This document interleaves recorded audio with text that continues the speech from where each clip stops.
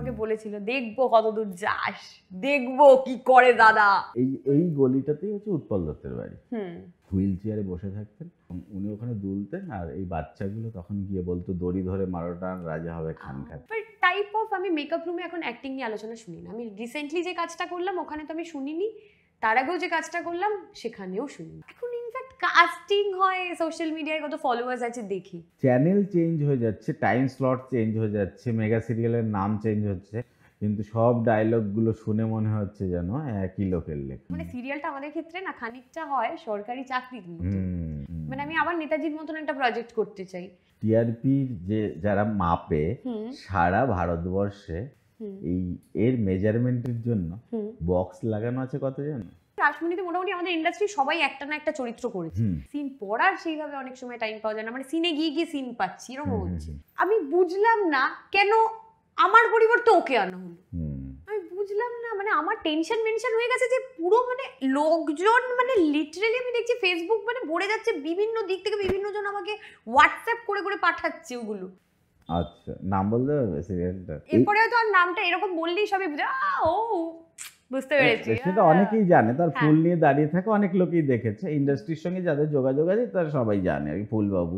এই industry serial দেখছি, এই মেয়েটা তো কি ভালো সিরিয়ালে, খুবই ভালো, বাড়ির বউ করব না, আমি বিয়ে করলে ডক্টরি করব।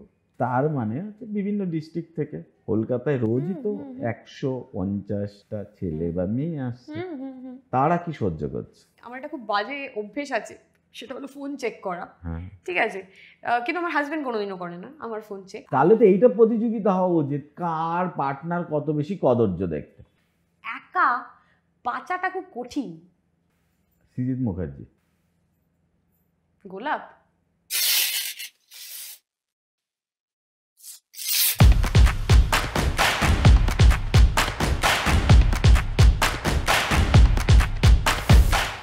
আজকে মুড কেমন?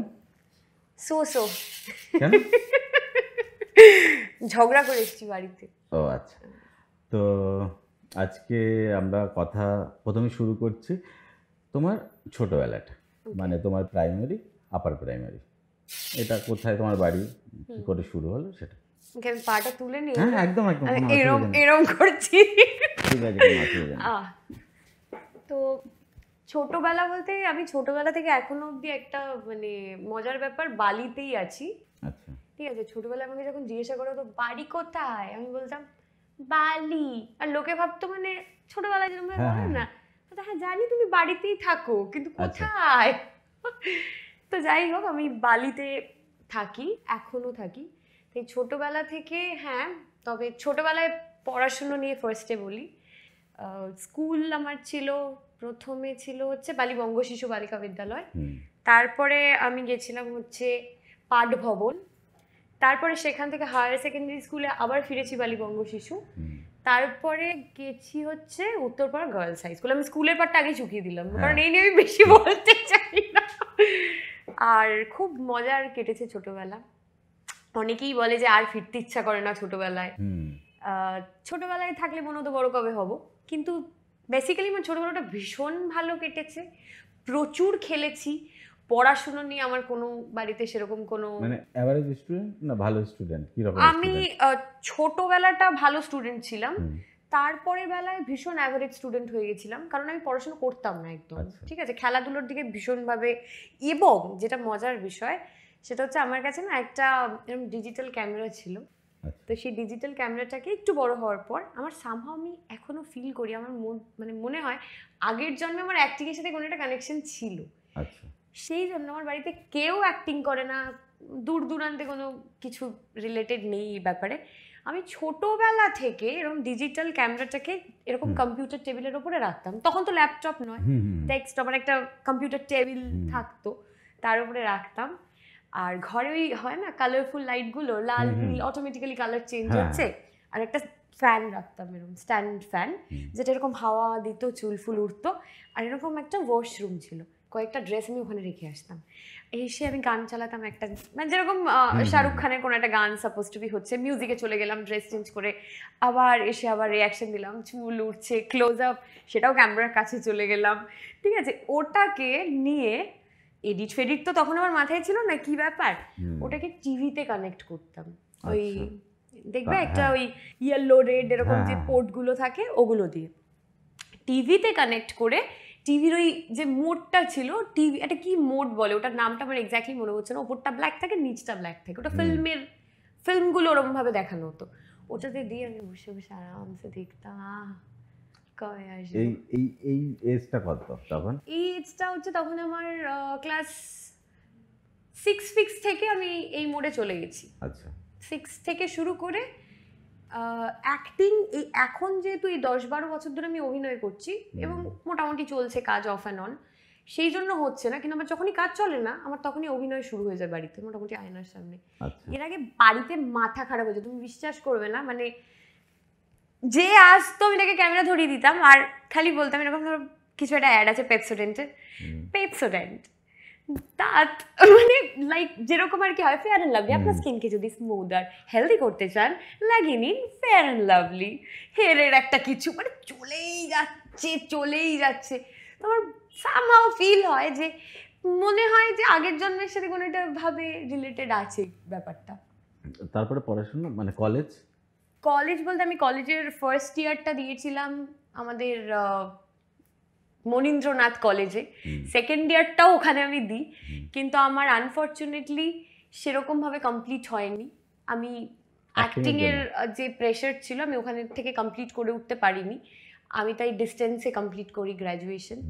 এখন একটু সাইকোলজি নিয়ে মানে ভালো লাগছে এই বিষয়টা নিয়ে একটু মানে পড়াশুনো করতে, মনে হচ্ছে যে এইটা কেন হয়, ওইটা কেন হয়, এটা কিভাবে হয়, তো এখন আমি সাইকোলজি নিয়ে পড়াশুনো করছি, ইন ফিউচার দেখি কি করা যায়।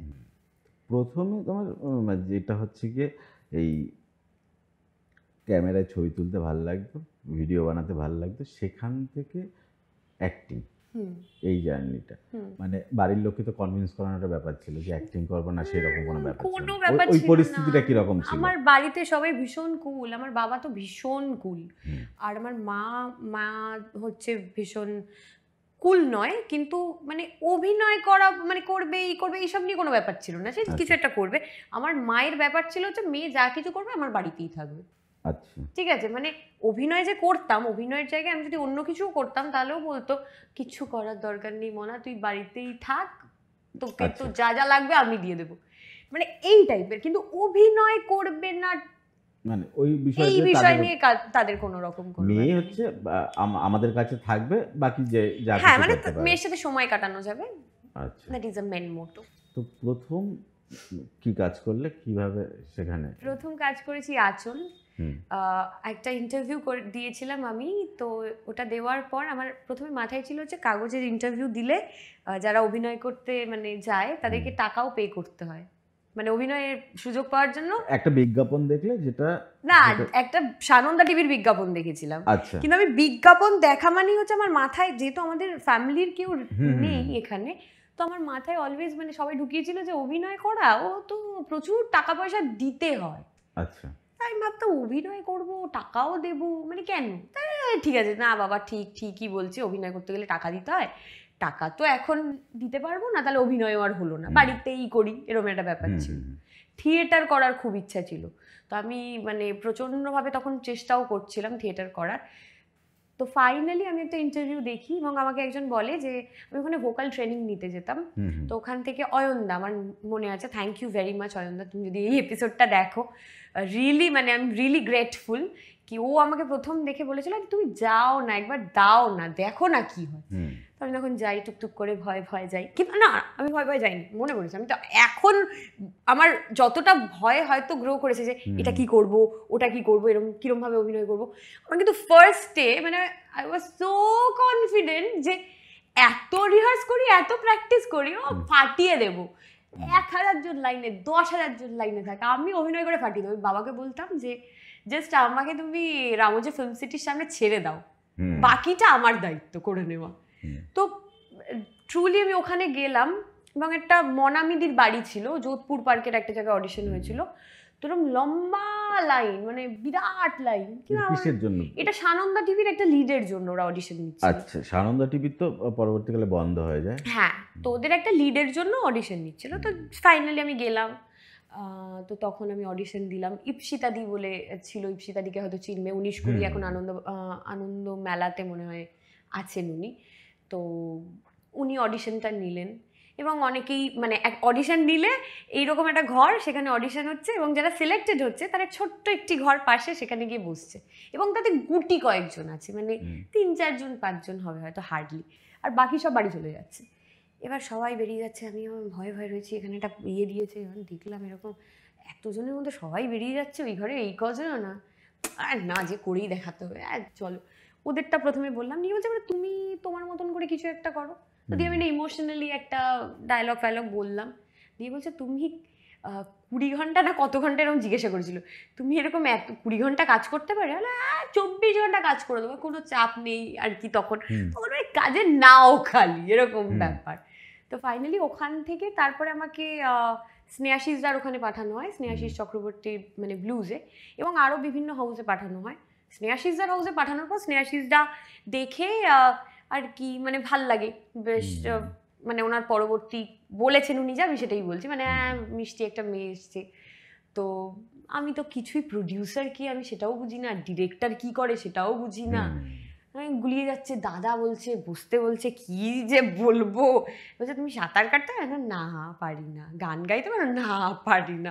ডান্স করতে? হ্যাঁ সেটা পারি। আমি বললাম 3টে জিজ্ঞাসা করলো, তার মধ্যে 2টোই পারি না, তাহলে তো বাদই হয়ে যাবো। তবে ফাইনালি সেখান থেকে বললো না তুমি এসো।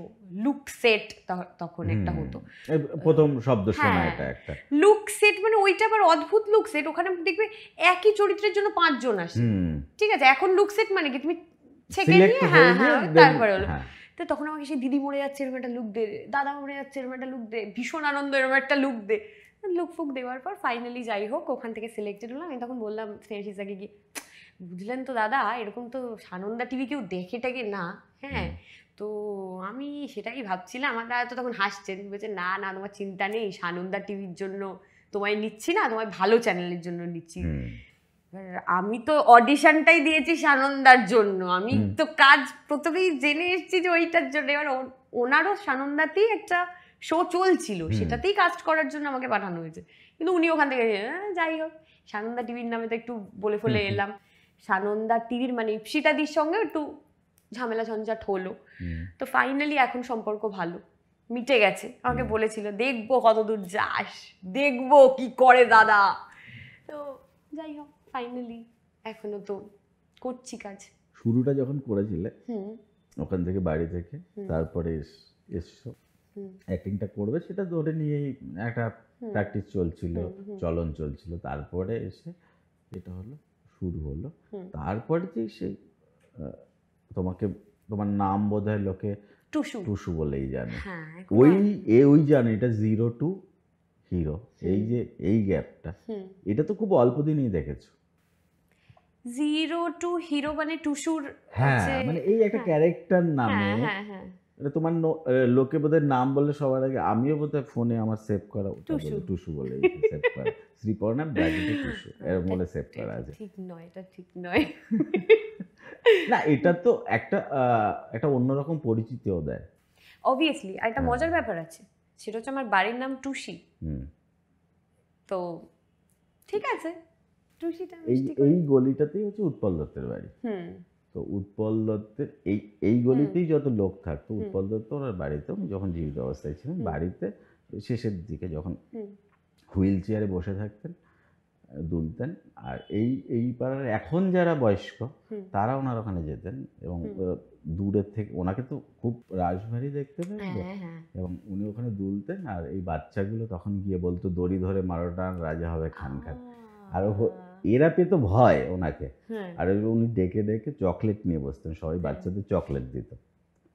তা সারা জীবনে তো উনি ওটা ইনকাম করেছে, কামাই করেছে, দিনের পর দিন রেয়াজ করে ওই প্র্যাকটিসের মধ্যে গিয়ে ওনার তো ওটা সফলতা। তোমার নামটা শ্রীপর্ণের সঙ্গে যদি টুসুটা থাকে, সেটা তো তোমার একটা সাকসেস। ঠিক আছে, এটা আমি মানি যে এটা আমার সাকসেস, কিন্তু কখনো কখনো মনে হয় না যে আমার নিজের যে নামটা আছে সেটাও একটু বলুক, মানে আমার অ্যাজ ইফ মানে নামে কি এসে যায় ওইটাই যদি বলি, গোলাপকে যে নামেই ডাকা হোক না কেন গোলাপ, আফটার অল একটু ওই লাস্টে একটু গোলাপ নামটা বলে দেওয়া হচ্ছে, তো একটু তা আগে পরে থাকুক আর কি, দুটো নামই জড়িয়ে থাকুক, দুটো নামই জড়িয়ে থাকুক। মানে আমি একটা কাজ করেছিলাম মানালির সঙ্গে, তখন ওকে মানু আর আমাকে টুসু বলে ডাকছিল, চাকিদা। আমি চাকিদার উপর খুব অভিমান করেছিলাম যে এটা তো ঠিক হচ্ছে না, তুমি ওকে মানু বলছো আর আমায় টুসু বলছো। না আমি কি বলবো, তো মানে মিলে গেছে না মানু আর টুসু, ব্যাপারটাও বেশ একটা ছন্দে মিলছে মনে হচ্ছে।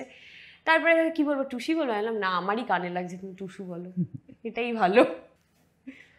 তো এই যে ধরো অ্যাক্টিংটা যখন শুরু হয়ে গেছে, তারপরে তোমার কাজ করতে করতে এই যে তখন মনে হয় না যে আরেকটু ইমপ্রুভমেন্ট দরকার, আরেকটু ইমপ্রুভমেন্ট দরকার? কারণ ওই যে ঘরের মধ্যে প্র্যাকটিস আর আজকে, তখন তো বোধহয় এমন হয়েছে 24 ঘন্টা 20 ঘন্টা 22 ঘন্টা শুটিং দিনের পর দিন, কল টাইম প্যাকআপের কোনো ঠিক ঠিকানা নেই। তো এখন যেমন হয় এটা 14 ঘন্টা বা 16 ঘন্টার মধ্যে আমার শেষ হয়ে যাচ্ছে, তারপরে একটা মানুষ রেস্ট পাচ্ছে। আগের দিনে মানে 2-3 বছর আগে এই সময়টা তো ছিল না, একদমই নয়। তো এই প্র্যাকটিসটা তো মনে হতো যে আজকের সিনটা ঠিক জমেনি। আমার প্রত্যেকটা সিনের পর এটাই মনে হয়। হ্যাঁ, তো এইটা প্র্যাকটিস বা দেখা সেগুলো কি প্যারালাল চলতো, মানে সেইটা কিভাবে চলতো হচ্ছে আমি চন্দন সেনের কাছে তখন যেতাম, আমার আঁচল করার টাইমে আমার প্রচুরবার মনে হয়েছে যে অনেক কিছু শেখার আছে।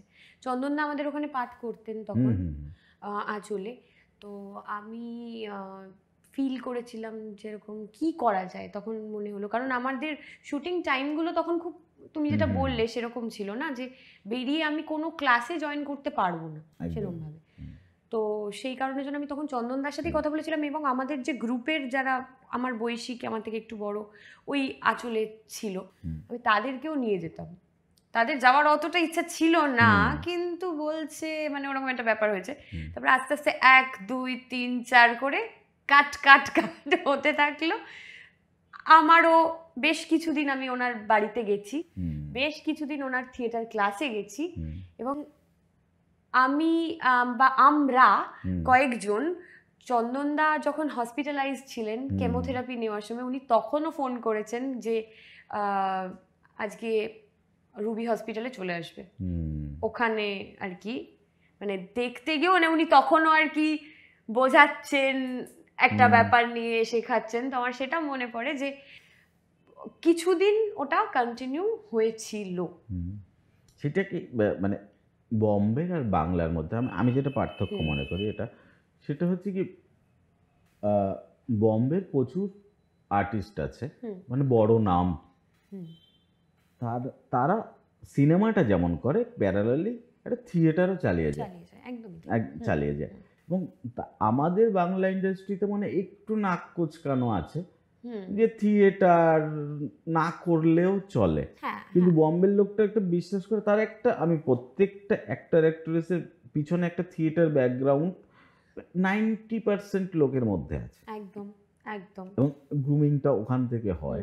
তো আমি ওটার জন্যই জানতে চাইলাম যে আমাদের সত্যি মানে একজন আজকে অডিশন দিল, কালকে থেকে সে সিরিয়াল করা শুরু করে দিল, তো এই যে একটা প্রসেস, এই প্রসেসের মধ্য দিয়ে বা শেখা, ডেভেলপ করা, এইটা কি মানে তোমার সময়কার সময় ছিল বা এখন আছে?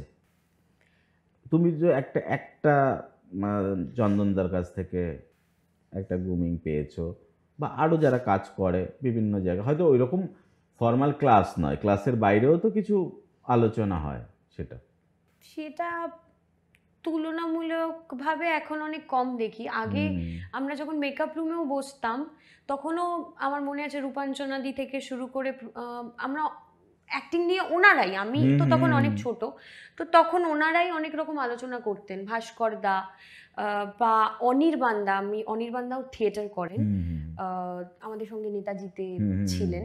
তো প্রত্যেকটা আমার মনে আছে যে আমি যখন সিন করতাম, এবং স্ক্যানিংটা কি করলি তুই, কি করলি এই স্ক্যানিংটা, এটা একটা স্ক্যানিং হলো, মানে লাইক হয় না, মানে আমার ভীষণ ভালো লাগতো, আমার মাথার উপরে কোনো একটা গাইড রয়েছে, এবং উনি যখন সিনে থাকতেন আমি লিটারালি ভয় থাকতাম।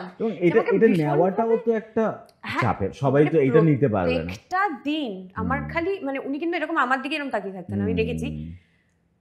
এবার আমি করার পরে আমি আবার ন্যাচারালি দেখবে চোখ চলে যায়, ঠিক হলো, কারণ আমি জানি উনি তো ক্রিটিক আছেন, মানে এরকম একটা এক্সপ্রেশন। আবার কোনোদিন হলো একরকম আর কি। এবারে আমার আরো ভয় লাগছে তখন যে এটাকে কি করব, এই মানে এটা থেকেও তো শিখছি, একদম এটা থেকেও তো। এখন কিন্তু আমি বলবো যে অনেক আলোচনা ঘুরে গেছে। আজ ফেসবুকে কি পোস্ট হলো, বা আমি আজকে কটা কোলাপ পেলাম, আজকে আমার এখানে বেরিয়েও আরেকটা শ্যুট আছে, বাট টাইপ অফ আমি মেকআপ রুমে এখন অ্যাক্টিং নিয়ে আলোচনা শুনি না। আমি রিসেন্টলি যে কাজটা করলাম ওখানে তো আমি শুনিনি, তার আগেও যে কাজটা করলাম সেখানেও শুনিনি। মানে আমি ওই নেতাজিতে পেয়েছিলাম এবং আমি আঁচলে পেয়েছিলাম, তারপর কিন্তু খুব একটা পাইনি এই ব্যাপারটা।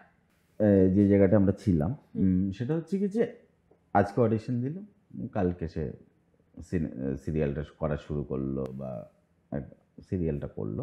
এই সিরিয়ালে তো এখন এই যে টাইম, তারপরে যে প্র্যাকটিসের টাইমটা, মানে প্র্যাকটিস করাটা কতটা ইম্পর্টেন্ট? ভীষণই ইম্পর্টেন্ট। কিন্তু মেগা সিরিয়ালের ক্ষেত্রে আমার মনে হয় যেটা, যে আমি নিজে করেও যেটা দেখেছি, যে আমরা যেহেতু ডেলি সোপ করছি, প্রত্যেক দিন করছি, প্র্যাকটিসের থেকে বড় তো কিছু নেই।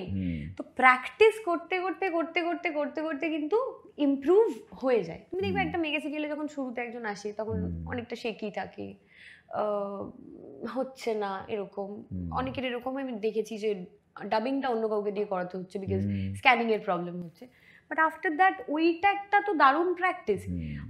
আর যদি লাকিলি সিনিয়র খুব ভালো হয়, যদি সিনিয়র আর্টিস্টরাও আমাদের সঙ্গে যেহেতু থাকেন, তো তারা, আমি যেরকমভাবে তাদের থেকে গাইডেন্স পেয়েছি, তো ওটাকে যদি প্র্যাকটিস হিসেবে নেওয়া যায়, যে আমি রোজ এটা প্র্যাকটিস করছি, রোজ এটা প্র্যাকটিস করছি, একটুখানি তাদের সাথে ডিসকাস করে নেওয়া যে এই জায়গাটা কী করা যায় বলো তো, এইখানটা কীরকমভাবে হয় বলো তো, তাহলে কিন্তু ওটাকেই প্র্যাকটিস হিসেবে আমরা কাজে লাগাতে পারি। ওই পরিবেশটা কি এখন আছে, না বড্ড পুরো ব্যাপারটা একক হয়ে গেছে যে আমি আমারটুকু করছি, আমি করে বেরিয়ে যাচ্ছি, ওই পরিবেশটা কি এখন রয়েছে? সেইটা তো এখনো যাদের মধ্যে ইচ্ছে আছে তাদের মধ্যে রয়েছে, যাদের মধ্যে ইচ্ছে নেই এখন প্রচণ্ডভাবে আমি দেখছি। আমি সোশ্যালি আর কি মানে আনসোশ্যাল হয়ে যাচ্ছি বলতে পারো, মানে ফেসবুকে আছি বাট সেরকমভাবে নেই। কিন্তু অনেকেই আছে যারা এখন ইনফ্যাক্ট কাস্টিং হয় সোশ্যাল মিডিয়ায়, কত ফলোয়ার্স আছে দেখি, তো তারা কেন ইনভেস্ট করবে তাদের টাইম অ্যাক্টিং শেখাতে? তার থেকে বরঞ্চ ইনভেস্টমেন্টটা ওদিকে হোক না, তো তুমি যেখানে ইন্টারেস্ট বেশি সেখানে তুমি ইনভেস্ট করবে। ওটা কি লং রানে গিয়ে ওটা কি কাজ করে? আমি তো দেখছি যে ফিল্মে ধরো যাদেরকে কাস্ট করা হচ্ছে সেক্ষেত্রেও তাদের ফলোয়ার্স দেখে কাস্ট করা হচ্ছে। ইনফ্যাক্ট আমাকে সবাই বলছে যে মানে কি ফলোয়ার্স বাড়াও, তুমি ফলোয়ার্স বাড়াও, ইনস্টাগ্রাম করো না কেন? আমি বিশ্বাস করো আমি এখনো অবধি আমি মাথায় না এটাকে আমি বসাতে পারিনি, যে আমার মনে হয় যে না আমি একটা ইয়েতেই বিশ্বাস করি। এটা আমি বিভিন্ন, আমি 6-7টা সিরিয়াল করেছি, তো আমি করে দেখেছি যেই সিরিয়ালটায় আমি একদম কানেক্ট করে করি বা আমি মন থেকে করি, আমি মানে এই সিনটার জন্য আমাকে এরকম করতে হবে না, মানে আমি যখন কোনো সিন পেয়ে যাই সারাদিন ধরে চলছে, পড়ে যাচ্ছি, এই করছি। কিছু কিছু সিরিয়াল আমি এরকমও করেছি, ভালো লাগেনি আমার সিনসগুলো সামহাও, প্লাস পরিবেশটাও ভালো লাগেনি, সেখানে আমি বেশি কনসেন্ট্রেট করতাম না, করতে পারতাম না, এবং সেখানে খারাপ রেজাল্ট হয়েছে। তো আমার কাছে এটাই ফান্ডা, যদি আমি ঠিকভাবে আমার পুরোটা দিয়ে, আমার ইমোশন, আমার প্র্যাকটিস পুরোটা দিয়ে আমি ইনভেস্ট করি, দেন মানুষের কাছে সেটা পৌঁছাবে, ভালো লাগবে। আমি এখনও অবধি এটা মেনে নিতে পারিনি যে সোশ্যাল মিডিয়ায় আমার ফলোয়ার্স দেখে আমাকে কাস্ট করা হবে, এবং সেটা আমি সোশ্যাল মিডিয়ায় ফলোয়ার্স বাড়িয়ে যাবো, এবং অভিনয়টা ঠিক আছে এটা দেখলাম আর করে দিলাম, চলো ঠিক আছে রোজ করছি তো একই সিন দিচ্ছে দেখ, মানে আমি এরম ডায়লগ শুনি সবার মুখ থেকে।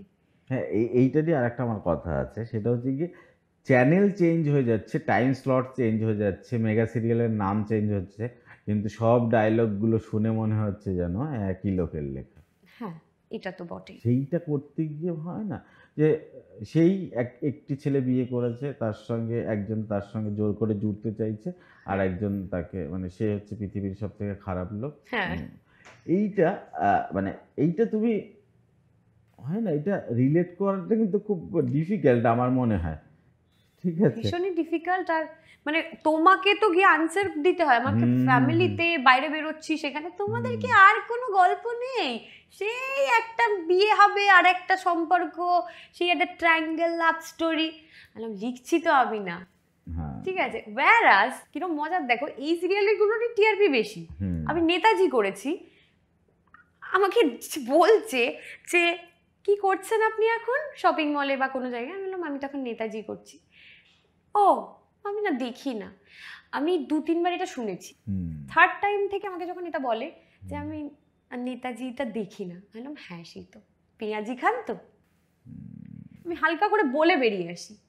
মানে আমার, তুমি ভালো কন্টেন্ট করো সেটা নাকি দেখার লোক নেই, সেটার নাকি টিআরপি নেই, আর তুমি ওই পেঁচালো গল্প করো, শাশুড়ির ঝামেলা করো, সেইগুলো বলছে মুখে যে বাজে গল্প, একই গল্প, সেই ঝামেলা অশান্তি, ওই গল্পই রোজ দেখছে।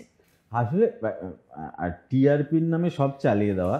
এবার এই টিআরপি যে মেকিং করা হয় না, টিআরপির যে যারা মাপে সারা ভারতবর্ষে, এই এর মেজারমেন্টের জন্য বক্স লাগানো আছে কত জানো? 22,500। 22,500? হ্যাঁ 22,500 বিভিন্ন সেট টপ বক্সে বিভিন্ন, সেটা সারা দেশে 22,500। হ্যাঁ সেটা দিয়ে টিআরপি মেজারমেন্ট হয়। অবাক কাণ্ড। ঠিক আছে, সেটা যদি তোমার বাড়িতে টিভিটা যদি তুমি অন করো, সেখানে বাই ডিফল্ট যে চ্যানেলটা আছে, সেটা যদি একবারে ওয়েস্ট বেঙ্গল 100 লোক টিভিটা অন করে, কোনো একটা চ্যানেল আসছে, আসার পর তো 1 মিনিট আমরা সেই চ্যানেলটা দেখি, দেন অন্য জায়গায়, তার টিআরপি সে কিন্তু সেরা হয়ে যাবে টিআরপিতে। এরকম হচ্ছে তো এখন, সেট টপ বক্স খুলে তো একটা বাই ডিফল্ট চ্যানেল চলে আসবে, একটা নয় 2-3টে আসে এখন। হ্যাঁ নিউজ চ্যানেল হতে পারে বা কোনো একটা হতে পারে, কোনো একটা, এইভাবে হয়। 22,500 এই হচ্ছে কি এদের থেকে সারা ভারতবর্ষে টিআরপি হয়। কিন্তু আমার যেটা একটা কোয়েশ্চেন আছে, মানে 22,500 মানে তো খুবই কম। 110 কোটি লোক, 110 কোটি লোক যদি থাকে, 22,500 দিয়ে টোটাল টিআরপির মেজারমেন্টটা করা হয়, এবং সেটা হচ্ছে এই করা হয় তোমার, সেখান থেকে আর কি পুরোটা ম্যানিপুলেট করা যায়। তো আমি বলছি সেটাই হচ্ছে যে টিআরপির নামে কি যা মানে যা কিছুই চালিয়ে দেওয়া যায় না, আমরা লোক দেখছে বলে আমরা বানাচ্ছি, মানে আমরা ভালো বানালে লোক কেন দেখবে না, সেইটা কি কখনো মনে হয়? আর এইটা করতে করতে একটা বোরনেস আসে তো নিশ্চয়ই, মানে 100% আসে। মানে আমি আবার নেতাজির মতন একটা প্রজেক্ট করতে চাই, কিন্তু আমি জিজ্ঞাসা করছি এরকম হবে কিনা, বলছেন না আর হবে না আমাদের, মানে লাইক চ্যানেলের আর কি। আমি রিসেন্টলি একটা কাজ করলাম, আমি জানি না কেন, মানে আমি রামকৃষ্ণ দেবের খুব ভক্ত, তো আমি যখনই কাজটা হলো, আমি তখনই ভাবলাম যে এরকম একটা কাজ আসছে, বাহ, আমি রাসমণিটা করতে পারিনি ডিউ টু সাম রিজন। মানে রাসমণি করতে পারিনি, মানে রাসমণিতে মোটামুটি আমাদের ইন্ডাস্ট্রি সবাই একটা না একটা চরিত্র করেছে, কিন্তু আমি করতে পারিনি। তো আমি ভাবলাম এইটা তাহলে হচ্ছে, আমি যেখানে একটা যে কোনো চরিত্র করবো। ও মা, এটা নাকি চলার 1 মাসের মধ্যে বন্ধ হয়ে যাচ্ছে। কি কারণ জিজ্ঞাসা করছি, কেউ বলতে পারছে না। টিআরপি নাকি কম, আবার অনেকে বলছেন না টিআরপি বেশি, মানে আমি বুঝতে পারছি না মানে এখন কি হিসেবে সিরিয়ালগুলো চলছে, এবং সেগুলো দিনের পর দিন কিছু সিরিয়াল চলে যাচ্ছে, এবং তুমি যখন চালাবে তুমি দেখে মানে আমি একদম এজ আ অডিয়েন্স হিসেবে বলছি, কি ব্যাপার, টিআরপি দেখছি, উমা এটারই তো বিরাট টিআরপি। তাহলে এই হচ্ছে গল্প, ওই 22,500-র মধ্যে সবটা সারা ভারতবর্ষ ওই 22,500 দিয়েই মাপা হয়। তো আমার এই টিআরপি বলতে একটা মনে পড়লো, সেটা হচ্ছে যে টিআরপির জন্য আমাকে একটা সিরিয়াল থেকে বাদ দিয়ে দেওয়া হয়েছিল। আচ্ছা, নাম বলতে পারবে সিরিয়ালটা? হ্যাঁ অবভিয়াসলি নাম বলতে পারবো, আজ আরই কাল ভাব। আচ্ছা ঠিক আছে, তোমাদের শোতেও আসছেন ডিওপি একজনের পরে থাকবেন আশা করি, তো উনি ছিলেন। আমি অক্লান্ত পরিশ্রম করে খাটতাম, এবং আমি জানি না যে কি হলো, হঠাৎ বললো সাডেনলি একদিনকে, মানে খুব মানে ডাবল ইউনিট হচ্ছে, ডাবল ইউনিটে এই ইউনিটেও আমার সিন, ওই ইউনিটেও আমার সিন। একবার হলো, গল্পটা ছিল হচ্ছে ক্রিকেটার। তো আমি প্রথমে একটা টমবয়েশ লুক ক্যারি করতাম, মানে এক করে দেবো চলে যাবো, মানে টাইপ অফ এরকম ছিল। পিকু ভাই নাম। তো আমি করছি, সবাই খুব অ্যাপ্রিসিয়েট করছে, সবাই বলছে ভালো হচ্ছে ভালো হচ্ছে। সাডেনলি বলছে না আমরা মেলই করে দেবো ক্যারেক্টারটা, হুম যেই টাইমে করার কথা ছিল তার আগে ঠিক আছে চলো টিআরপি উঠছে না মেলই হয়ে গেল, তারপর বিয়ে দিয়ে দেবো, হ্যাঁ চলো বিয়ে দিয়ে দেবে ঠিক আছে, তারপরে আরো কিছুটা লিপ নিয়ে নেব, চলো আরো কিছুটা লিপ নিয়ে নেবে। তারপরে দেখলাম যে বলছে একদিনকে হঠাৎ করে কানাঘুষা শুনলাম যে এরকম, কি হয়েছে, বললো তোকে তো মেরে দেওয়া হচ্ছে সিরিয়ালে, তো টিআরপিটা উঠছে না, তার মানে কি আমি পারছি না, তাই তো আমি ব্যর্থ। আমি মনে মনে ভাবলাম আমি ব্যর্থ মানে আমি পারছি না, ভীষণভাবে ডিপ্রেসড হয়ে গেছি, কান্নাকাটি ঝামেলা অশান্তি।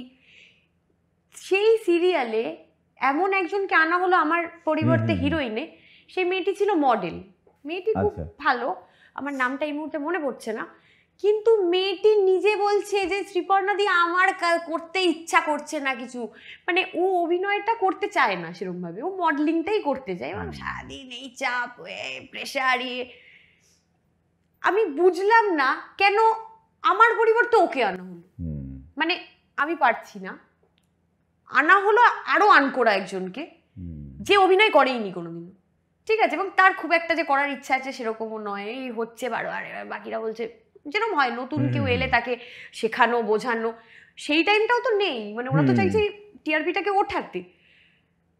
কি বলবে তুমি বলো, এবার তুমি কি বলবে বল, মানে আনা হলো এমন একজনকে যে অভিনয় জগতের নয়, যে আমি ধরলাম আমার ইকুইভ্যালেন্ট কেউ একজন এলো এসে রিপ্লেস করলো এবং চললো, ব্যাপারটা ওয়ার্ক করে গেল, গুড, ওয়ার্ক করলো না এবং সেই নিয়ে আর তারপরে কোনো ভাবনা চিন্তা নেই। না এইটা তো হচ্ছে কি একটা রাত 10টার সময় একটা লাইনার আসে, মাঝরাতে একটা স্ক্রিপ্ট আসে, সিরিয়ালের অ্যাক্টিংটা তো মানে আমি কিছু জনের সঙ্গে কথা বলি, তুমি এটার সঙ্গে ডিফারেন্ট মত হতে পারে, সেটা হচ্ছে মুখস্থ করে বলে দেওয়া, ঠিক আছে, সেখানে তোমার কতটা দায়বদ্ধতা আছে আমার দিকে এলো যে তুমি একটা সিরিয়াল যেখানে হচ্ছে কি ওইরকম ভুসি কিছু গল্প চলছে, তার দায়ভারটা যে লিখছে তার নয়, টিআরপি বাড়লে তার, হ্যাঁ বাড়লে তার, আর যে কমলে যদি হিরো আর হিরোইনের মধ্যে তুলনামূলক চাটুকারিতা যে কম করে তার। আচ্ছা, কারণ ওই সিরিয়ালে যিনি ছিলেন তিনি এখন ডিরেক্টর সৌরভ চক্রবর্তী, আমি যদি খুব ভুল না বলি, তো তিনি খুবই কাছের ছিলেন স্টারেরও, তো তার সঙ্গে বিভিন্ন রকম আলোচনাও হতো, ইনফ্যাক্ট মানে সিরিয়াল রিলেটেড আলোচনাও হতো তার সঙ্গে, তো তারও মত ছিল যে আমি অভিনয়টা ঠিক হয়তো হচ্ছে না, এবং এটা আমি কানাঘুষো শুনেছি কিন্তু, ঠিক আছে, সেখান থেকে আমাকে বাদ দেওয়া হলো, এবং বাদ দিয়ে আমি আমার চোখের সামনে মানে আমি অ্যাটলিস্ট মানে আমি বুঝতে পারলাম না কি হলো ব্যাপারটা, মানে বাদ দিয়ে কেউ এক্সপিরিয়েন্সড একজন এলো বা তার সে একটা আগে সিরিয়াল করেছে খুব ভালো টিআরপি এরকম একজন এলো, এবং বলা হচ্ছে সেখানে মানে ইনডিরেক্টলি প্লাস ডিরেক্টলি বলা হচ্ছে যে মানে হচ্ছে না একটু আমরা তাই আর কি, মানে আমি ড্রাইভারটা নিয়েই মাথা থেকে বেরোলাম, এবার আমি যদি ডিপ্রেশনে পড়ি আমিই পড়লাম, ঠিক আছে, সেটা তোমাকে আঙুল দিয়ে বুঝিয়ে দিল, কিন্তু যদি তোমার টিআরপি 1 নম্বরে হয় তখন সেখানে তোমার কোনো তাতে তোমার কোনো ভূমিকা নেই, গল্পটার বিরাট ভূমিকা আছে, ওটা বস্তা পচা হলেও বিরাট, বস্তাটা আমরা পচিয়েছি না, তো টাইপ অফ আর কি এরকম একটা ব্যাপার। আর একটা যেটা জিনিস, এবার ছবি কেন করছো না? ও এটা তো দারুণ গল্প একটা, সেটা হচ্ছে ছবি তো করতে মাঝখানে ভীষণই ইন্টারেস্টেড ছিলাম, ছবি করব সিরিয়াল করব না, কারণ সিরিয়াল করলে নাকি ছবি করা যায় না, এরকম মাঝখানে একটা ছিল, তবে এখন অনেকেই কাজ করছে ছবিতে সিরিয়াল করার সাথে সাথেও। আমাকে একের পর একজন বললেন যে আরে তুমি তো এত পরিচিত মুখ টেলিভিশনের, তো সিরিয়াল তো করেছো, সিনেমায় তো এখন তো ফ্রেশ চাই, সেই কারণে তুমি সিরিয়ালটাই করো, তা আমি কিছুদিন ওয়েট করলাম, আমাকে কিছু কাজের জন্য নেওয়া হলো সিনেমায়, কিন্তু আফটার দ্যাট আমারও এমন একটা এক্সপিরিয়েন্স তৈরি হয়ে গেল সিনেমা সম্বন্ধে যে আমারও বিশাল আগ্রহ নেই। আচ্ছা, আমি টেলিভিশন থেকে যে রেসপেক্টটা পাই, যে ভালোবাসাটা পাই, আমি তো সিনেমা থেকে সেটা পাইনি, এবং আমি করতে চেয়েছি, আমি যোগাযোগ করেছি, তারা আমার কাজও দেখেছে না, বুঝলে তো এখন অনেকের মানে ওটিটি চ্যানেলের বক্তব্য, আমি যোগাযোগ করেছিলাম যে আমি কাজ করতে চাই ওটিটিতে, তো বলো কিছু না, মানে এরকম অভিনয়ের মাপটা তো আলাদা হয়, তাই আমরা একটা অডিশন করব। ওয়্যারাস মানে অডিশন দিতেও কোনো আপত্তি নেই, ঠিক আছে, অডিশন কোনো একটা কাজের জন্য হলো পার্টিকুলারলি, ওয়্যারাস আমাদের এখানে কিন্তু অনেকেই কাজ করছে এবং তারা এই কাজ করে যাচ্ছে। এটি একটি আর কি আমি চ্যানেলের নাম মানে নাম করতে পারছি না, বাট একটি চ্যানেল, জনপ্রিয় চ্যানেল, তাদের বক্তব্য মাপটা তো একটু আলাদা হয়। ওয়ারাস আমি ছবিও করেছি এবং মণিকাঞ্চনা এবং নিমকি ফুলকি, যেগুলো জি অরিজিনালস ফিল্ম, সেগুলো কিন্তু ওই মাপের, ছবির মাপেরই হয়, সেগুলোও আছে। হঠাৎ করে এখন আর কি তারা মাপের কথা বলছে, এবং মাপের কথা বলে তারপরে কিন্তু কোনো রকম অডিশনে ডাকিও নেই, কিছুই নেই। একটা ছবিতে আমাকে ফোন করে বলা হলো যে এরকম একটা চরিত্র করবে তুমি, এরকম বান্ধবী। আমি বললাম হিরোইনকে? তো হিরোইন যিনি ছিলেন তিনি হচ্ছেন, আমার একটা সিরিয়াল হয়েছে, সেই সিরিয়ালে উনি একটা চরিত্র করেছেন। তা আমি বললাম উনি কি করে পেলেন সুযোগটা? তখন বললো যে কি বলবো আর, বললাম না, অডিশনটা আমাকে নিতে ডাকছো, বন্ধু হিসেবে অডিশন নিচ্ছ, তা হিরোইন হিসেবে আমি কেন অডিশন দিতে পারবো না? ও যদি পারে, আমি যদি এখানে মিমি, শ্রাবন্তী, শুভশ্রী কি নতুন কোনো একজন মেয়ে সে অডিশন না করে এসছে, আমার কোনো প্রবলেম নেই। আজকে আমার ইকুইভ্যালেন্ট একজন যে আমার সিরিয়াল করেছে আমার সাথে, সে তাহলে কি করে পেলো আমি জানতে চাইবো না? আমার তো ইচ্ছা করছে জানতে, যে ওর অডিশনটার সময় তো আমাদেরকে কল করা হলো না একবারও না। বললাম যখন হবে এরকম কোনো চরিত্রের অডিশন তুমি জানিও, আমি নিশ্চয়ই করবো। তো বলে আমি সেখান থেকে এবার মানে নানান ধরনের এরকম একজন হঠাৎ একজন নামী ডিরেক্টর, নাম আমি বলছি না, তিনি আমাকে হঠাৎ দেখে বললেন, আমাদের বিবনীতে দেখা হয়েছিল, আমি হেয়ারে একটা স্পা কিছু করাচ্ছিলাম, উনিও এসছেন, এসে বললেন হ্যালো ভাই, কি করা হয়? আমি বললাম আমি অভিনয় করি। হ্যাঁ, হতেই পারে না, আমি দেখিনি তো। বললাম না, আমি অভিনয় করি। ছবি করো না কেন? আমি বললাম ছবি বলে যে সিরিয়াল করলে ছবিতে নাকি সুযোগ পাওয়া যায় না, তাই করি না, সিরিয়ালই করি। হ্যাঁ, কে বলেছে এটা? ছবি সুযোগ পাওয়া যায় না? কাল এসো, দেখা করো। বললাম কালকে কটার সময়? বললো এতটাই চলে এসো, 12টা না কটা একটা টাইম ছিল, তো এসো দেখা করো। আমি বললাম ঠিক আছে। পরের দিন সকালবেলায় মানে রাত্রিবেলায় সে ফোন করেছে, ভিডিও কলিং, অ্যান্ড বিভিন্ন ধরনের কথা হচ্ছে, আমি বুঝতে পারছি এবার কথাটা কোন দিকে যাচ্ছে। এবং তারপর আমাকে বললো শোন না, তুই বাড়িতে চলে আয়, আমার নতুন বাড়ি, আমার মার্সিডিজ আজকে গাড়িটাও আনতে যাব, তো বাড়িতে আয় একবার, আমি গাড়ি করে নিয়ে আসবো, বাড়িতে একটু খাওয়া দাওয়া করবো, করে আমি আবার আমারও একটা মিটিং আছে, আমি তোকে ছেড়ে দেবো। আমি বললাম আমি বাড়িতে তো যাই না, তুমি যদি মিট করো ক্যাফেতে আমি যেতে পারি। আরে বাড়িতে তুই তো খাবারই খাবি, একটু তো মানে কথা বলবি, মিটিংই তো আছে, তো কি প্রবলেম আছে? তো যখন দেখলাম হচ্ছে না ব্যাপারটা, তখন আমি বাধ্য হয়ে বললাম যে আমার বাড়িতে আমার না দিদার খুব শরীরটা খারাপ হয়েছে, হসপিটালাইজ হয়েছে, আজকে তো আমি যেতে পারবো না গো, আমি তাহলে তোমাকে কল করে নিচ্ছি। এবং তিনি একজন রেনাউন্ড ডিরেক্টর। তো আমার এই এই এক্সপিরিয়েন্সগুলোর পর না আমার এইখানে একটা বক্তব্য, সেইটা কি মানে যে এই যে দিদার শরীর খারাপ, এটা আমি বললাম না, আমি এটা তাকে বললাম যে আপনার বা তোমার ব্যবহার আমাকে ইরিটেট করছে, বলাই যেত, সেটা ডেফিনেটলি বলা যেত। সেইটা কি মানে ওই কাজটাও কি আমাদের দরকার আছে?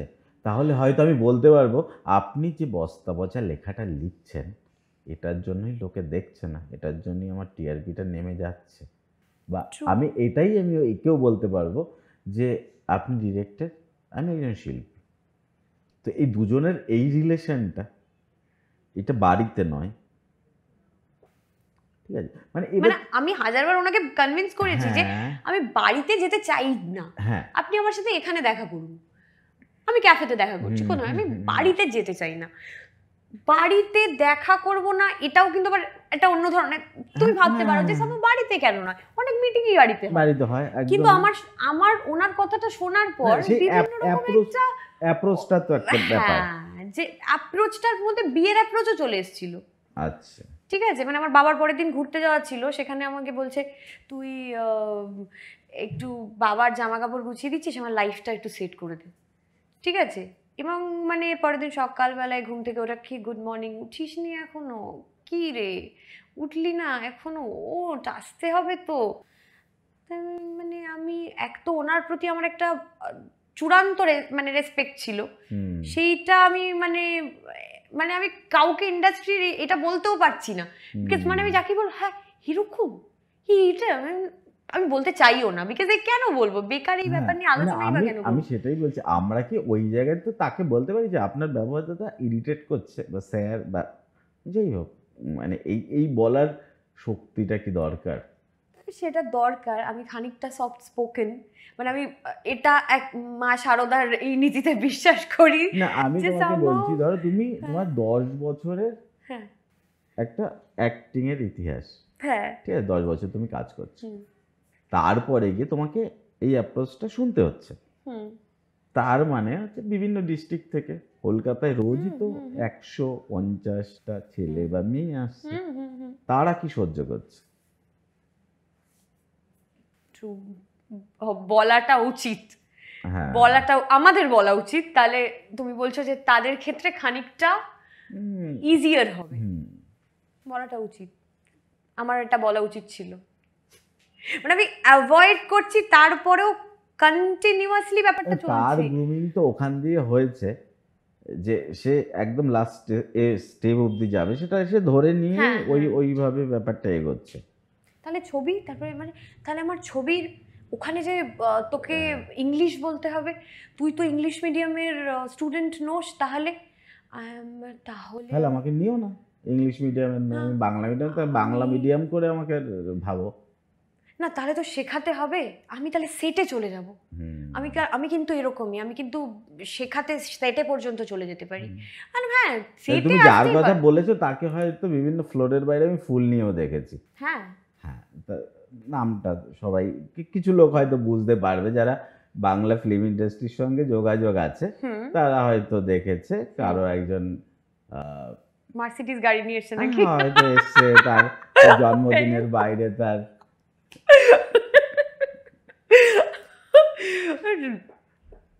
যাই হোক, এরপরে তো আর নামটা এরকম বললেই সবাই বুঝে ও বুঝতে পেরেছি, সেটা অনেকেই জানে, তার ফুল নিয়ে দাঁড়িয়ে থাকে অনেক লোকই দেখেছে, ইন্ডাস্ট্রির সঙ্গে যাদের যোগাযোগ আছে তারা সবাই জানে আর কি ফুল বাবু আমি তো মানে ব্যাপারটা সম্বন্ধে অতটা মানে অবগত ছিলাম না, এবং আমি তারপর মানে খুব কাছের মানে এই নিয়ে আলোচনা হলে আলোচনাটা ওঠে, তো তখন আমাকে বললো যে হ্যাঁ আরে আমার এক মানে বোনকেও আমি বারণ করেছিলাম যে এরকম বলেছে ছবির একটা ইয়ে দেবে, তো ডেকেছে, আমি বললাম যাস না, আলটিমেটলি কাজ দেবে না, বেকারই হচ্ছে, তো সেটা বেকারই প্রমাণিত হয়ে গেল।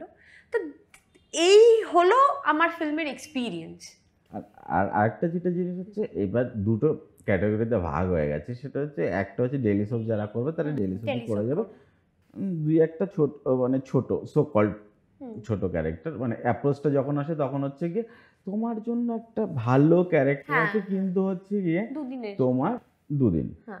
আবার একটা নতুন রেয়াজ শুরু হয়েছে যে তোমার শুটিং ডেট হচ্ছে গিয়ে 10 তারিখ, বাফার ডেট হচ্ছে 12 আর 13 তারিখ। তার একটা লোক একদিন কাজ করবে, তার 2 দিন বাফার কি করে হয়? 2 দিন কাজ করে একদিন বাফার হতে পারে, 5 দিন কাজ করে একদিন বাফার হতে পারে, একদিন কাজ করে লোকটা 2 দিন বাফার কি করে হয়? থ্যাংক গড এটা ডেইলি সোপে আমাদেরকে ফেস করতে হয়নি এখনো, তাই আমার মানে আমি ভীষণ কমফোর্টেবল ডেইলি সোপে, আমি ভীষণ কমফোর্টেবল।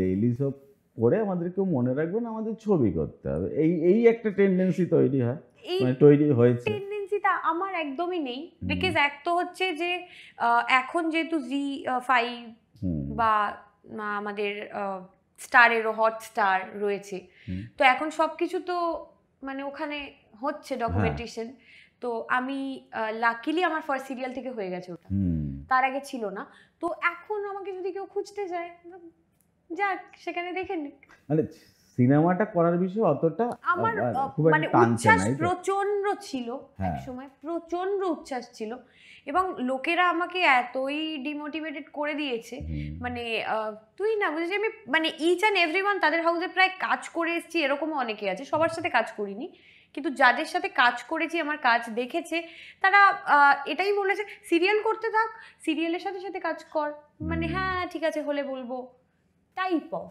ঠিক আছে, তো আমি তারপরে ভেবে দেখলাম যে চলো ঠিক আছে কুল, যেখান থেকে আমি সম্মান পাচ্ছি, ভালোবাসা পাচ্ছি, তো আমার সেটাই আমি মানে ছবির পিছনেই ছুটবো। এটা আমাদের টেলিভিশনের লোকেদের কিন্তু একটা সময় হয়, মানে আমার ফার্স্ট কাজ করার সময় আমার মনে আছে আমাদের সিরিয়াল থেকেই অনেকে বলা বলি করছিল যারা একটু উঠে যায় ওপরে, মানে তুমি যেটা বললে না ওই একটা টুসু, ওই নামটা একটা স্টারডম, আমি তো আর সিরিয়াল করবো না, এরপর আর সিরিয়াল করবো না, আমার কথা হয়ে গেছে, সব অ্যাডই করবো আর সিনেমাই করবো।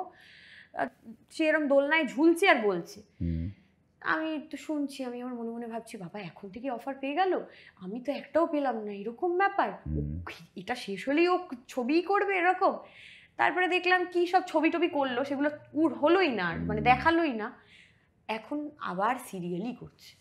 তো আমি ওইটা বলতেই চাই না, ওই জন্য আমি সিরিয়াল করছি বা আমি করব না এটা বা আমি ওটা করব এরকম কিছু নয়। আমি যদি দেখি আমার কমফর্টেবল ক্যারেক্টার লাগছে তো দেন আমি করব, কিন্তু আমি ছবি করব আমি এটা করব না, বা আমার এটা করতে আমার ইচ্ছা করে না। আমি যদি ক্যারেক্টার আমি দেখি যে আমার সিরিয়ালেও ঠিকঠাক আসছে তো দেন ইটস ওকে। আরেকটা কথা হচ্ছে যে যে কেউ একটা ছোট কাজ হোক, বড় কাজ হোক, ডেলি সোপ হোক, যাই কিছু হোক, এবার সেটা হচ্ছে কি একটা শব্দ খুব আসছে, সেটা হচ্ছে নোন ফেস। নোন ফেস লাগবে, ওকে ঠিক।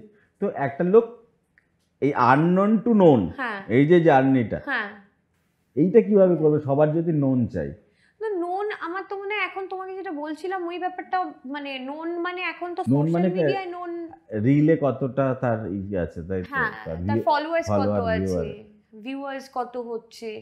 তো আমার তো মনে হয় সেটাই, মানে আমাকে একটা ছবির জন্য বললো তোমার ইনস্টাগ্রাম আইডিটা একটু দাও না, মানে ওখান থেকে একবার দেখে নেবে আমার ফলোয়ার্স কত আছে, মানে অডিশনে ডাকার আগে ওটা একটা হবে, তারপর ওইখান থেকে শর্ট লিস্টেড হওয়ার পর অডিশনে আমাকে ডাকা হবে। তো আমার তো সেরকম ফলোয়ার্স নেই, যা ব্যাস হলো না কাজটা। আমার মনে হয় সেটাই ওই দিক থেকেই আই থিঙ্ক বলছে, মেবি হতে পারে। মানে এইটা দিয়ে যদি হয় তাহলে তো হচ্ছে গিয়ে ধরে নিলাম চারটে লোককে নিয়ে আমি একটা সিনেমা বানালাম, তার প্রত্যেকের হচ্ছে 2 মিলিয়ন 2 মিলিয়ন 2 মিলিয়ন। এবার যদি এই তাহলে কত হলো আমার, 4 জন 8 মিলিয়ন। সব লোকই তাহলে সিনেমা হলে যাচ্ছে, 100 টাকার টিকিট কাটছে, তাহলে বাংলা সিনেমায় তো 800 কোটি টাকার সিনেমা হবে। তাহলে ট্রু তো 30 লাখ টাকার সিনেমা ওঠার পর বলছে চলছে না। আমি ছবি নিয়ে আমি সত্যি বলছি তোমাকে যে আমি এই ব্যাপারটা আমি সত্যি বুঝি না, ঠিক আছে, এবং আমি মাঝখানে বোঝার চেষ্টা করেছিলাম, এখন আমি আর বুঝতে চাই না। আমার কাছে সিরিয়ালের ব্যাপারটা ভীষণ ক্লিয়ার, সিরিয়ালের ব্যাপারটা জলের মতন ক্লিয়ার, এবং সেই কারণের জন্য আমি বুঝছি আমি যাচ্ছি ওখানে, মানে লাইক আমি খুব ক্লিয়ার থাকতে চাই। আমাকে ডাকো অডিশনের জন্য কোনো চরিত্রে, আমি যাব, আমি অডিশন দিতে পারলাম, আমি দেখলাম আমার সাথে 5 জন এসছে, কেউ ভালো দেবে কেউ খারাপ দেবে, আমি খারাপ দিয়েছি পাইনি চান্স, কেউ ভালো দিয়েছে চান্স পেয়েছে। এবার কি গল্প, কিন্তু আমি ওই মানে এইটা আমি বুঝি না অভিনয়ের সঙ্গে ফলোয়ার্সের কি সম্পর্ক, মানে রিয়েলি তোমারও কি মনে হয় যে এটা মানে খুব মানে প্রাধান্য দেওয়া হচ্ছে বা হয়, এই ব্যাপারটা তুমি কি ফিল করছো?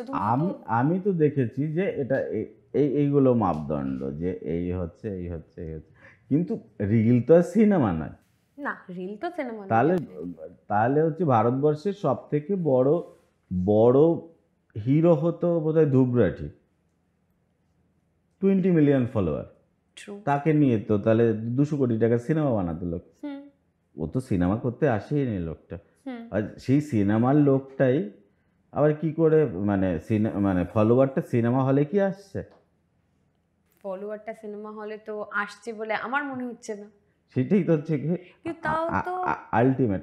আর সিরিয়ালটা করতে গিয়ে যেটা হচ্ছে, ওই যে আগে যেটা বললাম, স্লট চেঞ্জ হয়ে যাচ্ছে, সময় চেঞ্জ হয়ে যাচ্ছে, নাম চেঞ্জ হয়ে যাচ্ছে, সব ডায়লগগুলো সব একই হয়ে গেছে। হ্যাঁ এক্স্যাক্টলি। আর টিআরপির নামে লোকে দেখছে। আমার এইরকম একটা দেখা ঘটনা, এক ভদ্রমহিলা চায়ের দোকান চালায়, তার একটা টিভি চলে, সে কোনোদিন টিভির দিকে তাকিয়েও দেখেনি, সে চা দেয়, চা বানায়, আমি বললাম তাহলে টিভিটা কেন চলছে? বলছি ওটা আমার কানে না সাউন্ডটা বাজছে, কি হয়েছে কি না হয়েছে আমার কিচ্ছু যায় আসে না। আমার যদি বাড়িতে আমার বর থাকতো তাহলে সে তো রান্নাঘরে থাকতো না, সে হয়তো ড্রয়িং রুমে বসে থাকতো, সে ওখান থেকে আমার সঙ্গে কথা বলতো, আমার ছেলে থাকলে ওখানে আমার সঙ্গে কথা বলতো। টিভিটা ওই রকম, আমি ওটা শুনি আমার কানে এসে ওটা মানে তার লোনলিনেসটাকে কাটাচ্ছে টিভিটা। হ্যাঁ, টিভিটা তাহলে রেডিও হয়ে গেছে। একদমই তাই ফিল হয়। কখন বলো তো, ধরো একটা সিন করেছি, তো সিনটা আমি করার সময় কতটা মন দিয়ে ধরো করেছি, যে এই জায়গাটায় মানে ভাবি না এখানটায় ঘুরেই ডায়লগটা আমি বলবো, এরপর একটুখানি এই জায়গাটা কাটো কাটো কাটো হলো না, আরেকবার চলো, এই জায়গাটা না এরকম একটা ইমোশন দরকার। তখন আমি এইটা যখন দেখাচ্ছে আমার বাড়ির লোকই হয়তো, সাপোজ টু বি আমার শাশুড়ি মা, আমি দেখলাম এখন শাশুড়ি মা আমার যখন বসেন তখন অনেক সবজি টবজি নিয়ে কাটতে কাটতে দেখেন আর কি, আমার সাথে একবার কথা বলছে, এই করছে। এবার আমি তো খুব মন দিয়ে দেখি, আমি তো টিভি দেখছি মানে কি, আমি সিরিয়াল ওরকম নয়, সিরিয়ালে অভিনয় কে কি করছে মানে আমি ঘাড়ি ঘোরাবো না। হ্যাঁ, মানে আমার ক্ষেত্রে উল্টো হয়ে যায়, আমি ওনার কথাটা তখন এরকম শুনি, হ্যাঁ হ্যাঁ বলো, উনি দেখলেনই না। এবার আমার কোনো একটা সিন আমি দেখলাম, যা বাবা কি এরকম ভাবে করলাম, ওই মানে এবারে অ্যাজ ইফ হয় না মানে সেই জায়গাটা দেখে বেশ বলবে দারুণ এক্সপ্রেশন দিয়েছি, ওই সময় মাথা নিচু করে এদিকে তাকিয়ে কথা বলে এরকম, মানে কিছু হলো। একে তো অনেকের বাড়িতে বড় টিভি আছে, কিন্তু আমি অনেকের বাড়িতেই ছোট টিভি দেখি, তার মধ্যে খাট এখানে টিভি ওখানে, ঠিক আছে, সবার মুখগুলো ছোট ছোট ছোট ছোট একটা রয়েছে, তার মধ্যে বাচ্চা চেঁচাচ্ছে, তার মধ্যে এদিক থেকে কেউ একটা এসে এটা দাও তো আমাকে, ওদিকে আরেকজন এসে হয়তো ওই টাইমে এসে একজন বললো বুঝেছিস তো এখন এটা করো। সিরিয়ালটা কেন চলছে আমার কাছে তো ব্যাপারটাই এটা নয়, মানে ওখানে অভিনয় হচ্ছে জাস্ট চলছে, কিন্তু তারা ফ্যাক্ট জানে, কিন্তু তারা বুঝে যায়, বলে ওই তো আরে সিরিয়ালের শুরুটা দেখলেই বোঝা যায়, আগের দিন দেখিনি কিন্তু পরের দিন জানালেই বোঝা যাবে ওই তো হয়েছে ওইটা। মানে গল্পটা এবার মানুষের যেটা সমস্যা হচ্ছে সেটা হচ্ছে গল্পটা লোক এত দেখে ফেলেছে, লোক গেস করা শুরু করে দিয়েছে, লোক গেস করে যে আজকে না এখানে কেটে যাবে, এখানে শেষ হয়ে যাবে, তারপরে এই গল্পটা এটাই হবে। এবার এটা তো একটা বোরনেস চলে আসে, একদমই আসে। এইখান থেকে বেরোনোর জন্য কি করো, কি করণীয়, কি করো, আমি কি করি এখান থেকে বেরোনোর জন্য? আমি সত্যি কথা বলতে আমি শুধু সিনেমা দেখা হতে পারে, সিনে অন্য কি আর্ট ফর্ম এই করছো, কনজিউম করছো, এটা থেকে বেরোনোর জন্য দেখো বোরনেস আসে বলতে, আমি না সিন যখন কোনো একটা সিরিয়াল করি আমি জানি যে মাথায় ওটা আগে থেকে বসিয়ে নিই, এটার পর এটাই হবে, এটার পর এটাই হবে।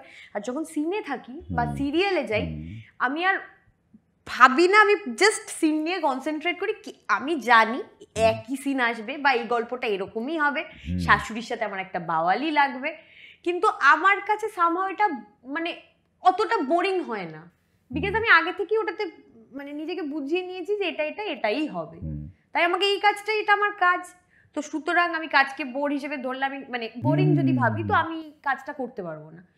তো আমি সুন্দরভাবে পাঠ করি এবং তার মাঝখানে আমার ভীষণ ভালো লাগে কিছু মানে আস্তে আস্তে আমি চেষ্টা করছি যতটা স্পিরিচুয়াল হওয়া যায়, এবং স্পিরিচুয়াল মোটিভেটার যারা রয়েছেন, এবং সব থেকে বড় মোটিভেটার আমার কাছে আমার শ্রী রামকৃষ্ণ দেব, তো তার বই আমি খানিকটা পড়ি, কোনো স্পিরিচুয়াল ভিডিও দেখি, আর কাজটাতে আমি 100% দিই, ভাবি যা করছি যা হচ্ছে এটাই আমার সব, এটা দিয়ে আমাকে দেখবে লোক, আমাকে দেখবে, বস্তা পচা গল্প দেখবে কি দেখবে সেটা পিছনের ব্যাপার, আমাকে দেখবে, সো আমাকে এটাতে 100% দিয়ে কাজ করতে হবে।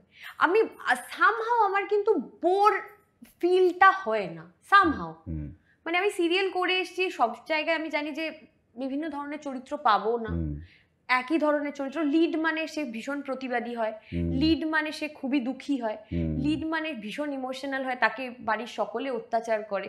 আমি আগে এটাও আবার ভাবতাম মাঝখানে, ওই সিরিয়ালটা যখন শুরু সিরিয়াল করছি, ওই সিরিয়ালটায় এই একই হয়েছিল অত্যাচার, কিন্তু আমি এরকম এক্সপ্রেশন দিয়েছিলাম, এটাতে তো অন্য একটা ক্যারেক্টার, আমার তো একটু অন্য কিছু করা উচিত এখানে। তারপরে আমি দেখলাম সবই একই, আমি অত্যাচারিত বিভিন্ন ভাবে মানে একই রকম ভাবেই হব, এবং আমার হয়তো নামগুলো চেঞ্জ হয়ে যাচ্ছে, চরিত্রগুলো চেঞ্জ হয়ে যাচ্ছে, কিন্তু পুরো কন্টেন্টটা টাইপ ওটা অফ 5 দিন আগে হয়েছে, এটা 5 দিন পরে 5 দিন হয়েছে। পরে হচ্ছে। তো আমার অত ভেবে লাভ নেই, আমি জাস্ট আমার ইমোশন যেটা আসছে, ট্রু আমার ভিতর থেকে যেটা আসছে সেটাই করবো। আমি চরিত্রকে আলাদা করতে যাই না এখন আর ওই জন্য। সেভিংসে বিশ্বাস করো? সেভিংসে একদম করি না, একদম করি না।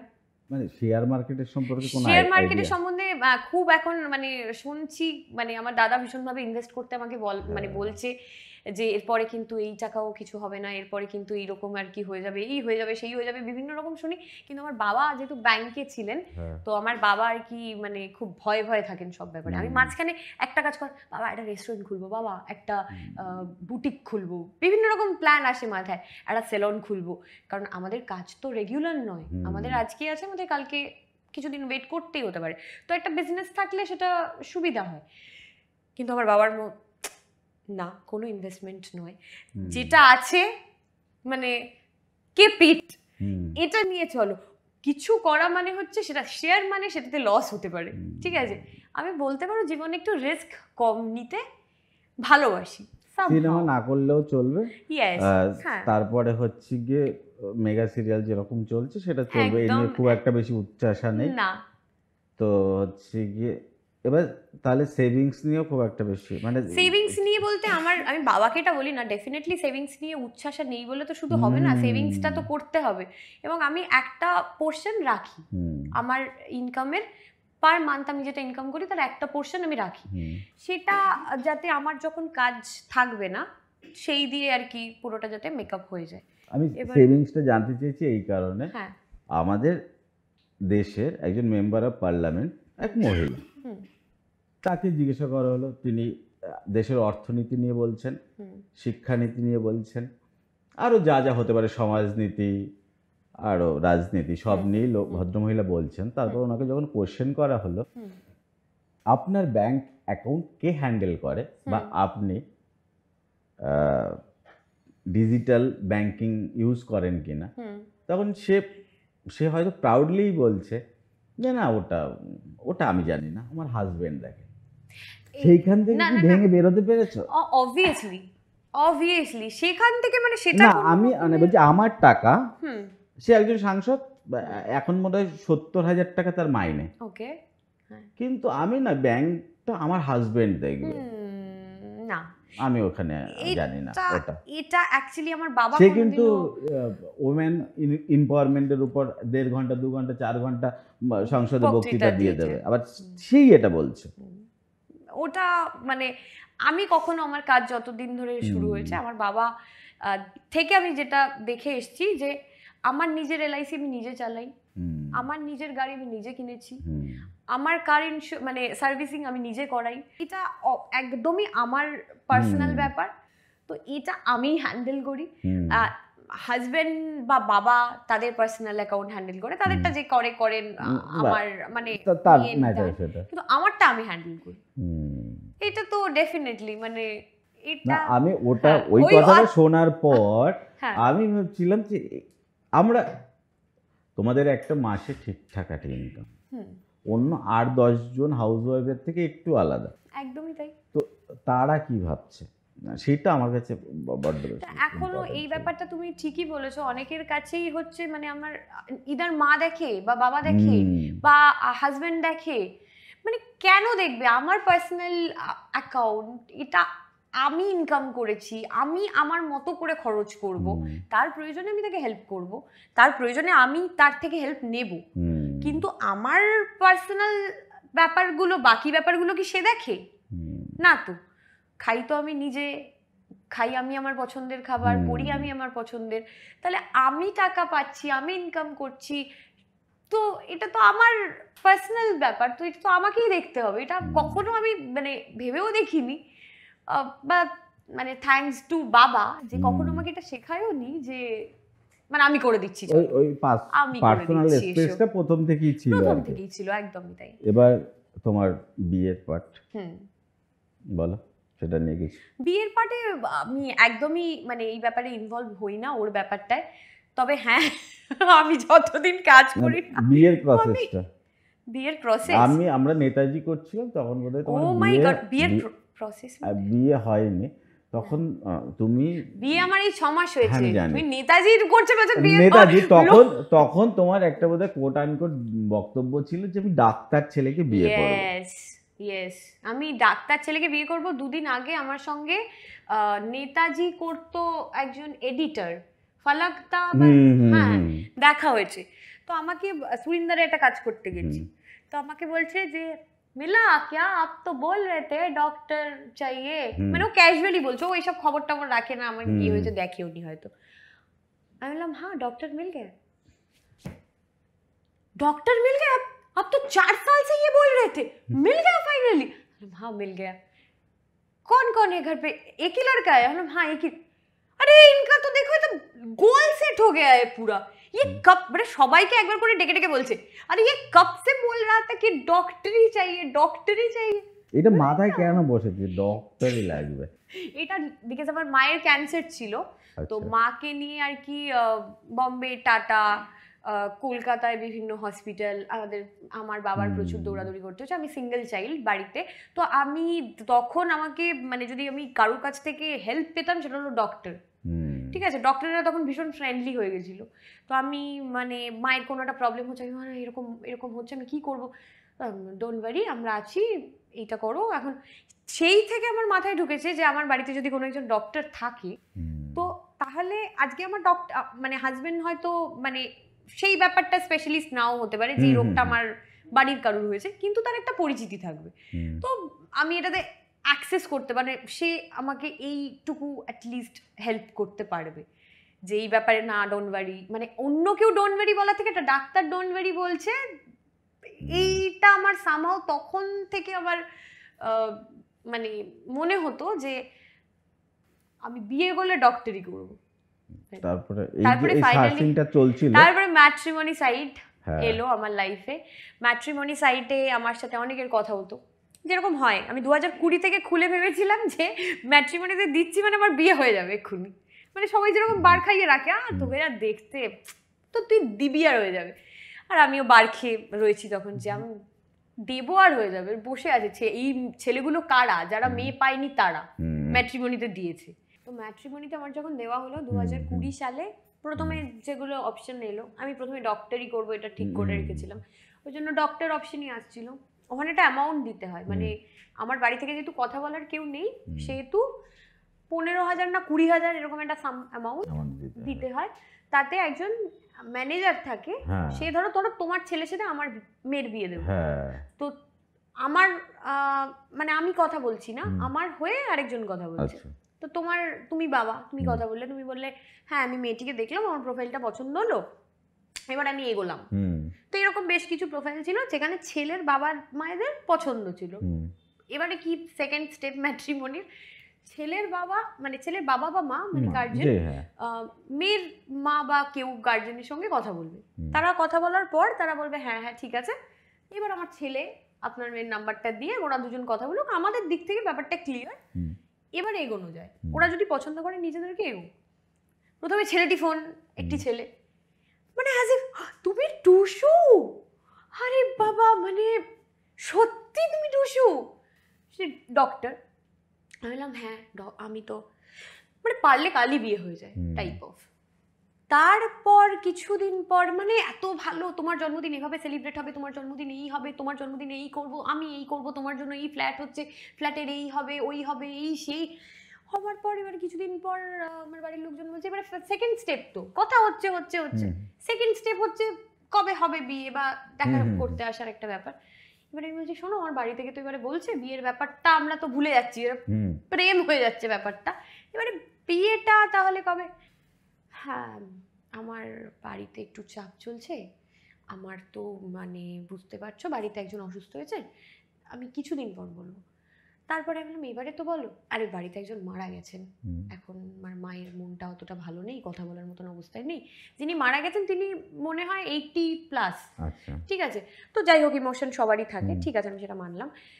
তারপরে এবারে তো মন কি আস্তে আস্তে ঠিক হচ্ছে, হ্যাঁ আমি বলছি দেখছি, এই যে এতদিন ধরে কথা হলো, হওয়ার পরও মায়ের বক্তব্য, আমরা তো ডাক্তারি চেয়েছিলাম,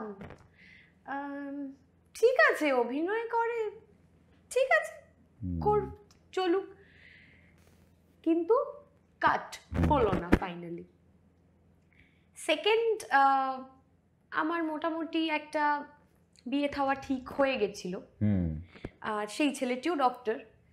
তো আমার কি হলো ফাইনালি, তার সঙ্গে মানে তার বাড়ির লোকের সঙ্গে আমি ভীষণ মানে ভালোভাবে কথাবার্তা বলা, মানে খুবই কাছের হয়ে গেছিলাম।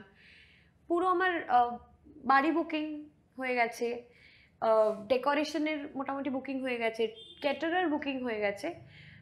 কার্ড ছাপাতে যাওয়ার দিনকে আমি খবর আর কি পেলাম যে আমাকে ব্লক করে দেওয়া হয়েছে ওনার মোবাইল থেকে, মানে ওনার মায়ের মোবাইল থেকে আমাকে ব্লক করে দেওয়া হয়েছে। তো আমি বাড়ির লোককে বললাম, আমার বাড়ির লোক বিশ্বাস করছে না, কি না না না এরকম ব্যাপার না। তার আগের দিন উনি কিছু সুপার ইম্পোজ করা আমার ছবি পেয়েছিলেন, এবং সেটা আমার বাবার মোবাইলে পাঠিয়ে দেখে বলার হয়েছে যে এইগুলো তো আপনার মেয়ে আর কি থাকে, তো আমরা তো আর এগোতে পারবো না। মানে আমি বলতে চাইছি যে এখনো অবধি লাইক আমাদের ইন্ডাস্ট্রি নিয়ে, আমি আমার কাজ নিয়ে, এখনো অবধি লোক দেখতে সুন্দর, গ্ল্যামারাস, এই ইন্ডাস্ট্রি সিরিয়াল দেখছি, এই মেয়েটা তো কি ভালো সিরিয়ালে, খুবই ভালো, বাড়ির বউ করব না, এখনো একটা মানে সেটা আমি ম্যাট্রিমনিতে গিয়ে তার আগে আমি প্রচন্ড ভালোবাসা সকলের কাছ থেকে এখনো বেরোলে পাই যে তুমি তো আমার ঘরের মেয়ে, আরে কি মিষ্টি অভিনয়, কি মিষ্টি দেখতে তোমায়, কি ভালো। কিন্তু আমরা যেন অ্যাজ ইফ একটা অন্য জগতের মানুষ, মানে একে আনা ঘরে আনা যায় না। তো মানে অবাক লাগে, এখনো অবাক লাগে যে খারাপটা আমাদের ইন্ডাস্ট্রিতেই হয়, মনে হয় যে খারাপটা এখানেই শুধু হয়, সব জায়গায় গেছে মনে হয়। তো এরকম নয় যে সব জায়গায় আছে, হ্যাঁ মানে লাইক আমি এরকম গল্প শুনেছি যে স্কুল টিচার, মানে আমরা স্কুল টিচারই বা মানে এই প্রফেশনটাকে মানে সব থেকে পবিত্র প্রফেশন, বা এরকম একদম 10টা 5টা এরকম একটা ব্যাপার, সেখানে একদম ক্লিন থাকে, একদম অফিসেই যায়, মানে স্কুলেই যায়, বাড়িতে আসে, স্কুল একটা পবিত্র স্থান।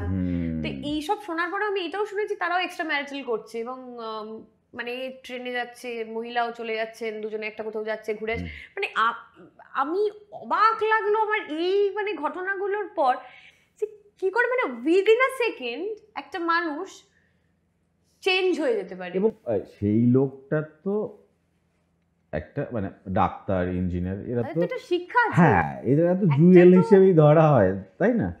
80+ মার্কস পেয়েছে, তারপরে এরা এই জায়গায় গেছে।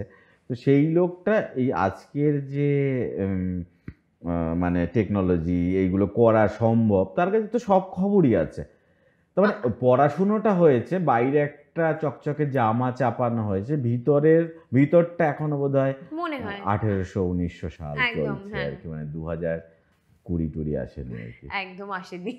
তারপরের গল্পটা মানে ওখান থেকে তারপরে ফাইনালি আমি দেখাটাকে বন্ধ করে দিচ্ছিলাম যে এই ধরনের মেন্টালিটির মানে মানুষজন রয়েছে চারপাশে। আমি বলছি না ভালো মেন্টালিটির মানুষজন নেই, অবশ্যই আছে, তা আমি পেলাম কি করে না হলে। তো ফাইনালি আবার এগোলাম, দেখলাম, কিন্তু মনে মনে এটা তৈরি হয়ে গেছিল যে আমি মানে নেমন্তন্ন বাড়ি যাচ্ছি, আমাকে এটা বলা হচ্ছে, আরে তোর তো বিয়ে হচ্ছে না, তোর তো স্ট্যাম্প পড়ে গেছে ইন্ডাস্ট্রির, আসলে ওই জন্য আর কি হচ্ছে না। মানে বিভিন্ন স্টেপ যাচ্ছে, একজনের ধরো আমার থেকে বড়, তার বিয়ে হলো, গেলাম আমি সিঙ্গেল, আমার সমবয়সী একজনের বিয়ে হলো, আমি গেলাম সিঙ্গেল, আমার থেকে ছোট আরেকজনের বিয়ে হয়ে গেল, আমার 3 বোন হয়তো বাড়ির, তারও বিয়ে হয়ে গেল, আমি সিঙ্গেল, যেই আমার বয়সী তার একটা বাচ্চা হয়ে গেল, আমি গেলাম তার অন্নপ্রাশনে, আমি সিঙ্গেল। বলে কি রে, এবারে তো ওর বিয়ের সময়ও দেখবো তুই সিঙ্গেল হয়ে আসছিস। তো ঠিক আছে, আমি সেটা অবধি মজা হিসেবে নিয়েছিলাম। বলে আসলে কি প্রবলেমটা জানিস তো, তোর তো একটা স্ট্যাম্প পড়ে গেছে ইন্ডাস্ট্রি, তো সেটার কারণে মেবি হয়তো। তো তখন মানে ভাবতাম যে মানে এমন মানে এখনো অবধি লোক টেলিভিশন দেখছে, ফিল্ম দেখছে, এবং টেলিভিশনটাকে আমি অন্তত এই মাধ্যম হিসেবে দেখি যে সেখান দিয়ে অনেক মেসেজ দেওয়া যায়, অনেক মেসেজ দেওয়ার মাধ্যম। তো সেটা মানে রং করে আমরা অভিনয় করি, মানে আমরা সারাদিন অভিনয় করে বেড়াই, মানে নর্মাল কথাতেও হয়তো মজা করে কেউ বলছে। আমি রিসেন্টলি একটা দেখলাম যে খুব মজা করে বলছে, কিন্তু এটা অন্য কোনো প্রফেশনকে কিন্তু বলে না। আরে রণবীর কাপুর 12 ফেল, মানে বিভিন্ন রকম একটা বানিয়েছে একটা, হ্যাঁ আরে বুঝতে পারছিস না এরা কেন এসছে অ্যাক্টিং এ, তার কারণ এরা কেউ পড়াশোনা করেনি, আর কিছু করার নেই তাই অভিনয় করতে এসছে। তো মানে ভাবিও তাই, এগুলো দেখে লোক হাসেও, আমার তো একদমই হাসি পায় না ব্যাপারটা। এবং মানে লোকজন এটাকে এইভাবেই দেখে আসছে, ইন্ডাস্ট্রি মানে তার 3টে বিয়ে থাকবে, ডিভোর্স কোনো মানে অন্য প্রফেশনে হয় না, এই প্রফেশনেই হয়, কারণ এরা হিরো হিরোইন প্রেম করে, প্রেম দেখায়, ওইরকম প্রেম ওইরকম সিন হয়, কখনো প্রেম ছাড়া, তার মানে নিশ্চয়ই একটা কিছু গন্ডগোল আছে। মানে এই ট্যাবুটা অ্যাটলিস্ট ব্রেক হওয়া উচিত আমার মনে হয়। সেটা নিয়ে বললে বা আলোচনা করলেই তো ব্রেক হবে জিনিসটা। আলোচনা করলেই যে তুমি বললে যে অনেকে আলোচনা মানে অনেক মানে ভাষণ সামনে হয়তো দেয়, যে আজকে হয়তো যেই মানে ব্যাপারটা আমার সাথে ঘটেছে তাকেই যখন তুমি এমনি নর্মালি জিজ্ঞাসা করবে, সেই হয়তো বলবে না না কি প্রবলেম, না আমার তো কোনো অসুবিধা নেই, কি মিষ্টি কি ভালো। কিন্তু তার ছেলের সঙ্গেই যখন বিয়ের ব্যাপার হচ্ছে, সে কিন্তু তখন বেঁকে বসছে। তো মানে এটা আমার একটা বিরাট এক্সপিরিয়েন্স হয়েছে ম্যাট্রিমনিতে গিয়ে আর কি, ছেলে খোঁজার ব্যাপারে।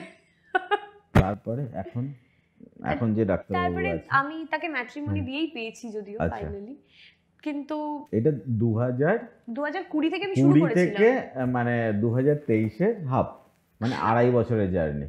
2.5 বছরের জার্নি একদমই বন্ধই করে দিতাম। তারপরে ফাইনালি দেখলাম যে এরকম একজন রয়েছে, আমি বললাম ঠিক আছে, আমার দাদা বললো এরকম একজন আছে, বললাম দেখ সেও তো পরে এটাই একই কথা আসবে যে আমরা ডাক্তারি চেয়েছিলাম, তাহলে তোমরা যখন ডাক্তারি চেয়েছিলে তাহলে ফার্স্টই তোমরা দিতেই পারতে ওখানে যে ডাক্তারি আমরা চাই, তারাই শুধু যোগাযোগ করবে।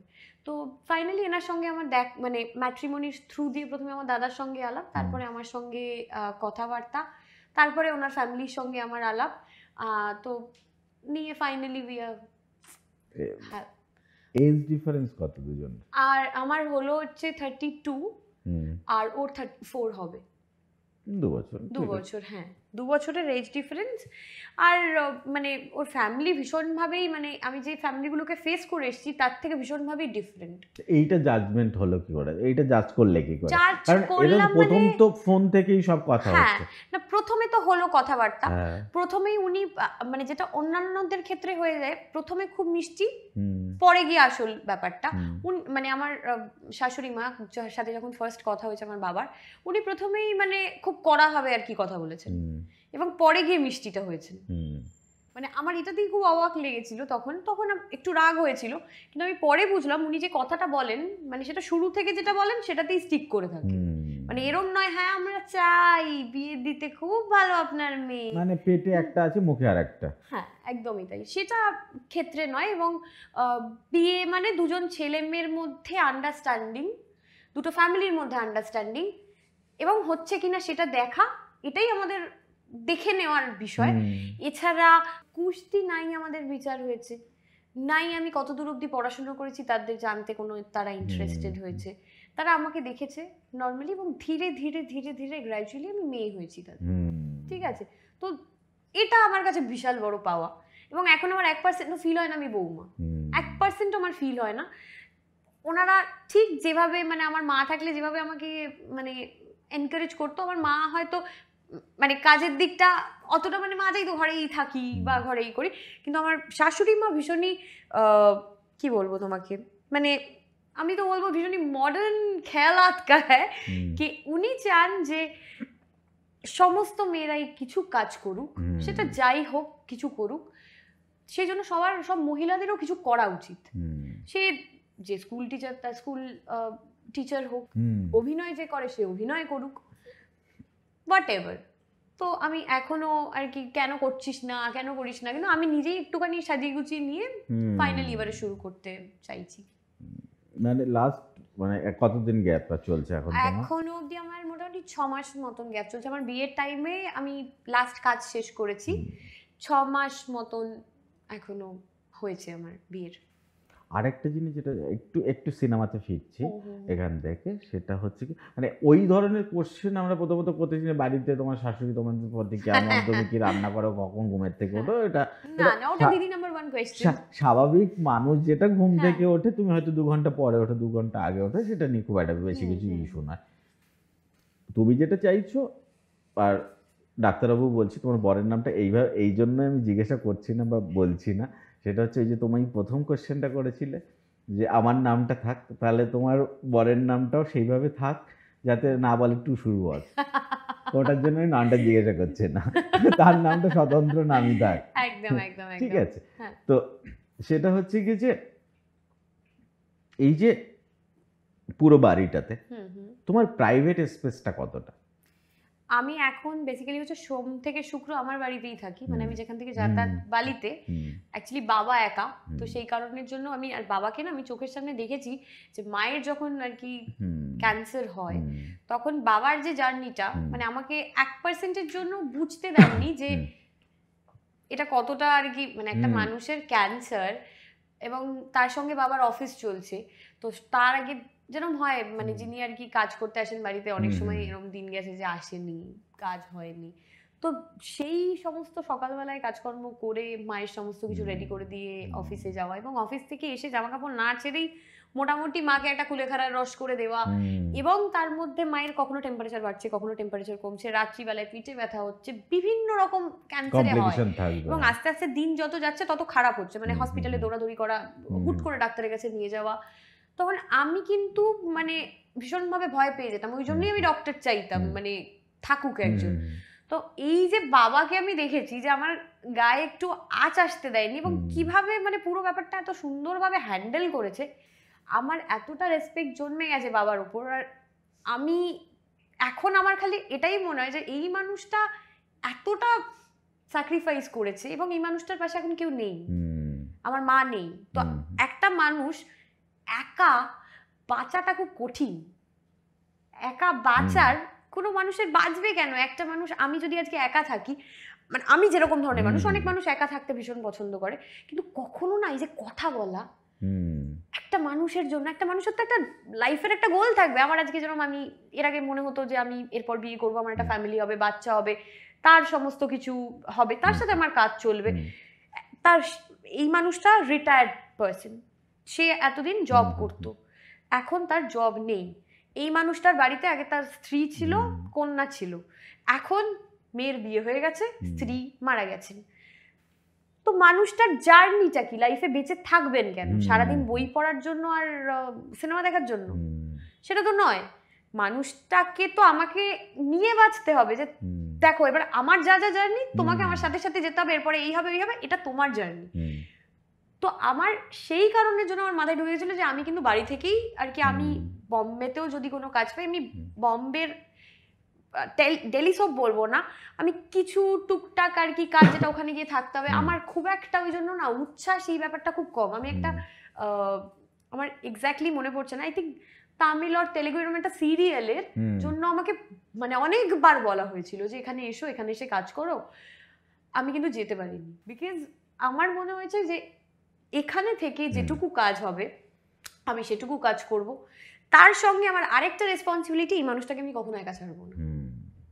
তো আমার ওটাও একটা লাইফের পার্ট যে আমি সকালবেলা ঘুম থেকে উঠে আমার তাকে টাইম দেওয়া, আমি যতই কাজের মধ্যে ব্যস্ত থাকি না কেন, আমি বাড়িতে এসে আমার মনে হয় আমি শুয়ে পড়ি, কিন্তু আমি তার সাথে, সে সারাদিন ধরে একা, তো আমি তার সাথে একটু ইন্টারাক্ট করা, 1 ঘন্টার জন্য ইন্টারাক্ট হলো, বা সে যদি ভাবে যে মেয়েটা আমার এন্ড অফ দ্য ডে বাড়িতে একজন ফিরছে, তাহলে কিন্তু একটা মানুষের একরকমের মেন্টাল স্টেট হয়।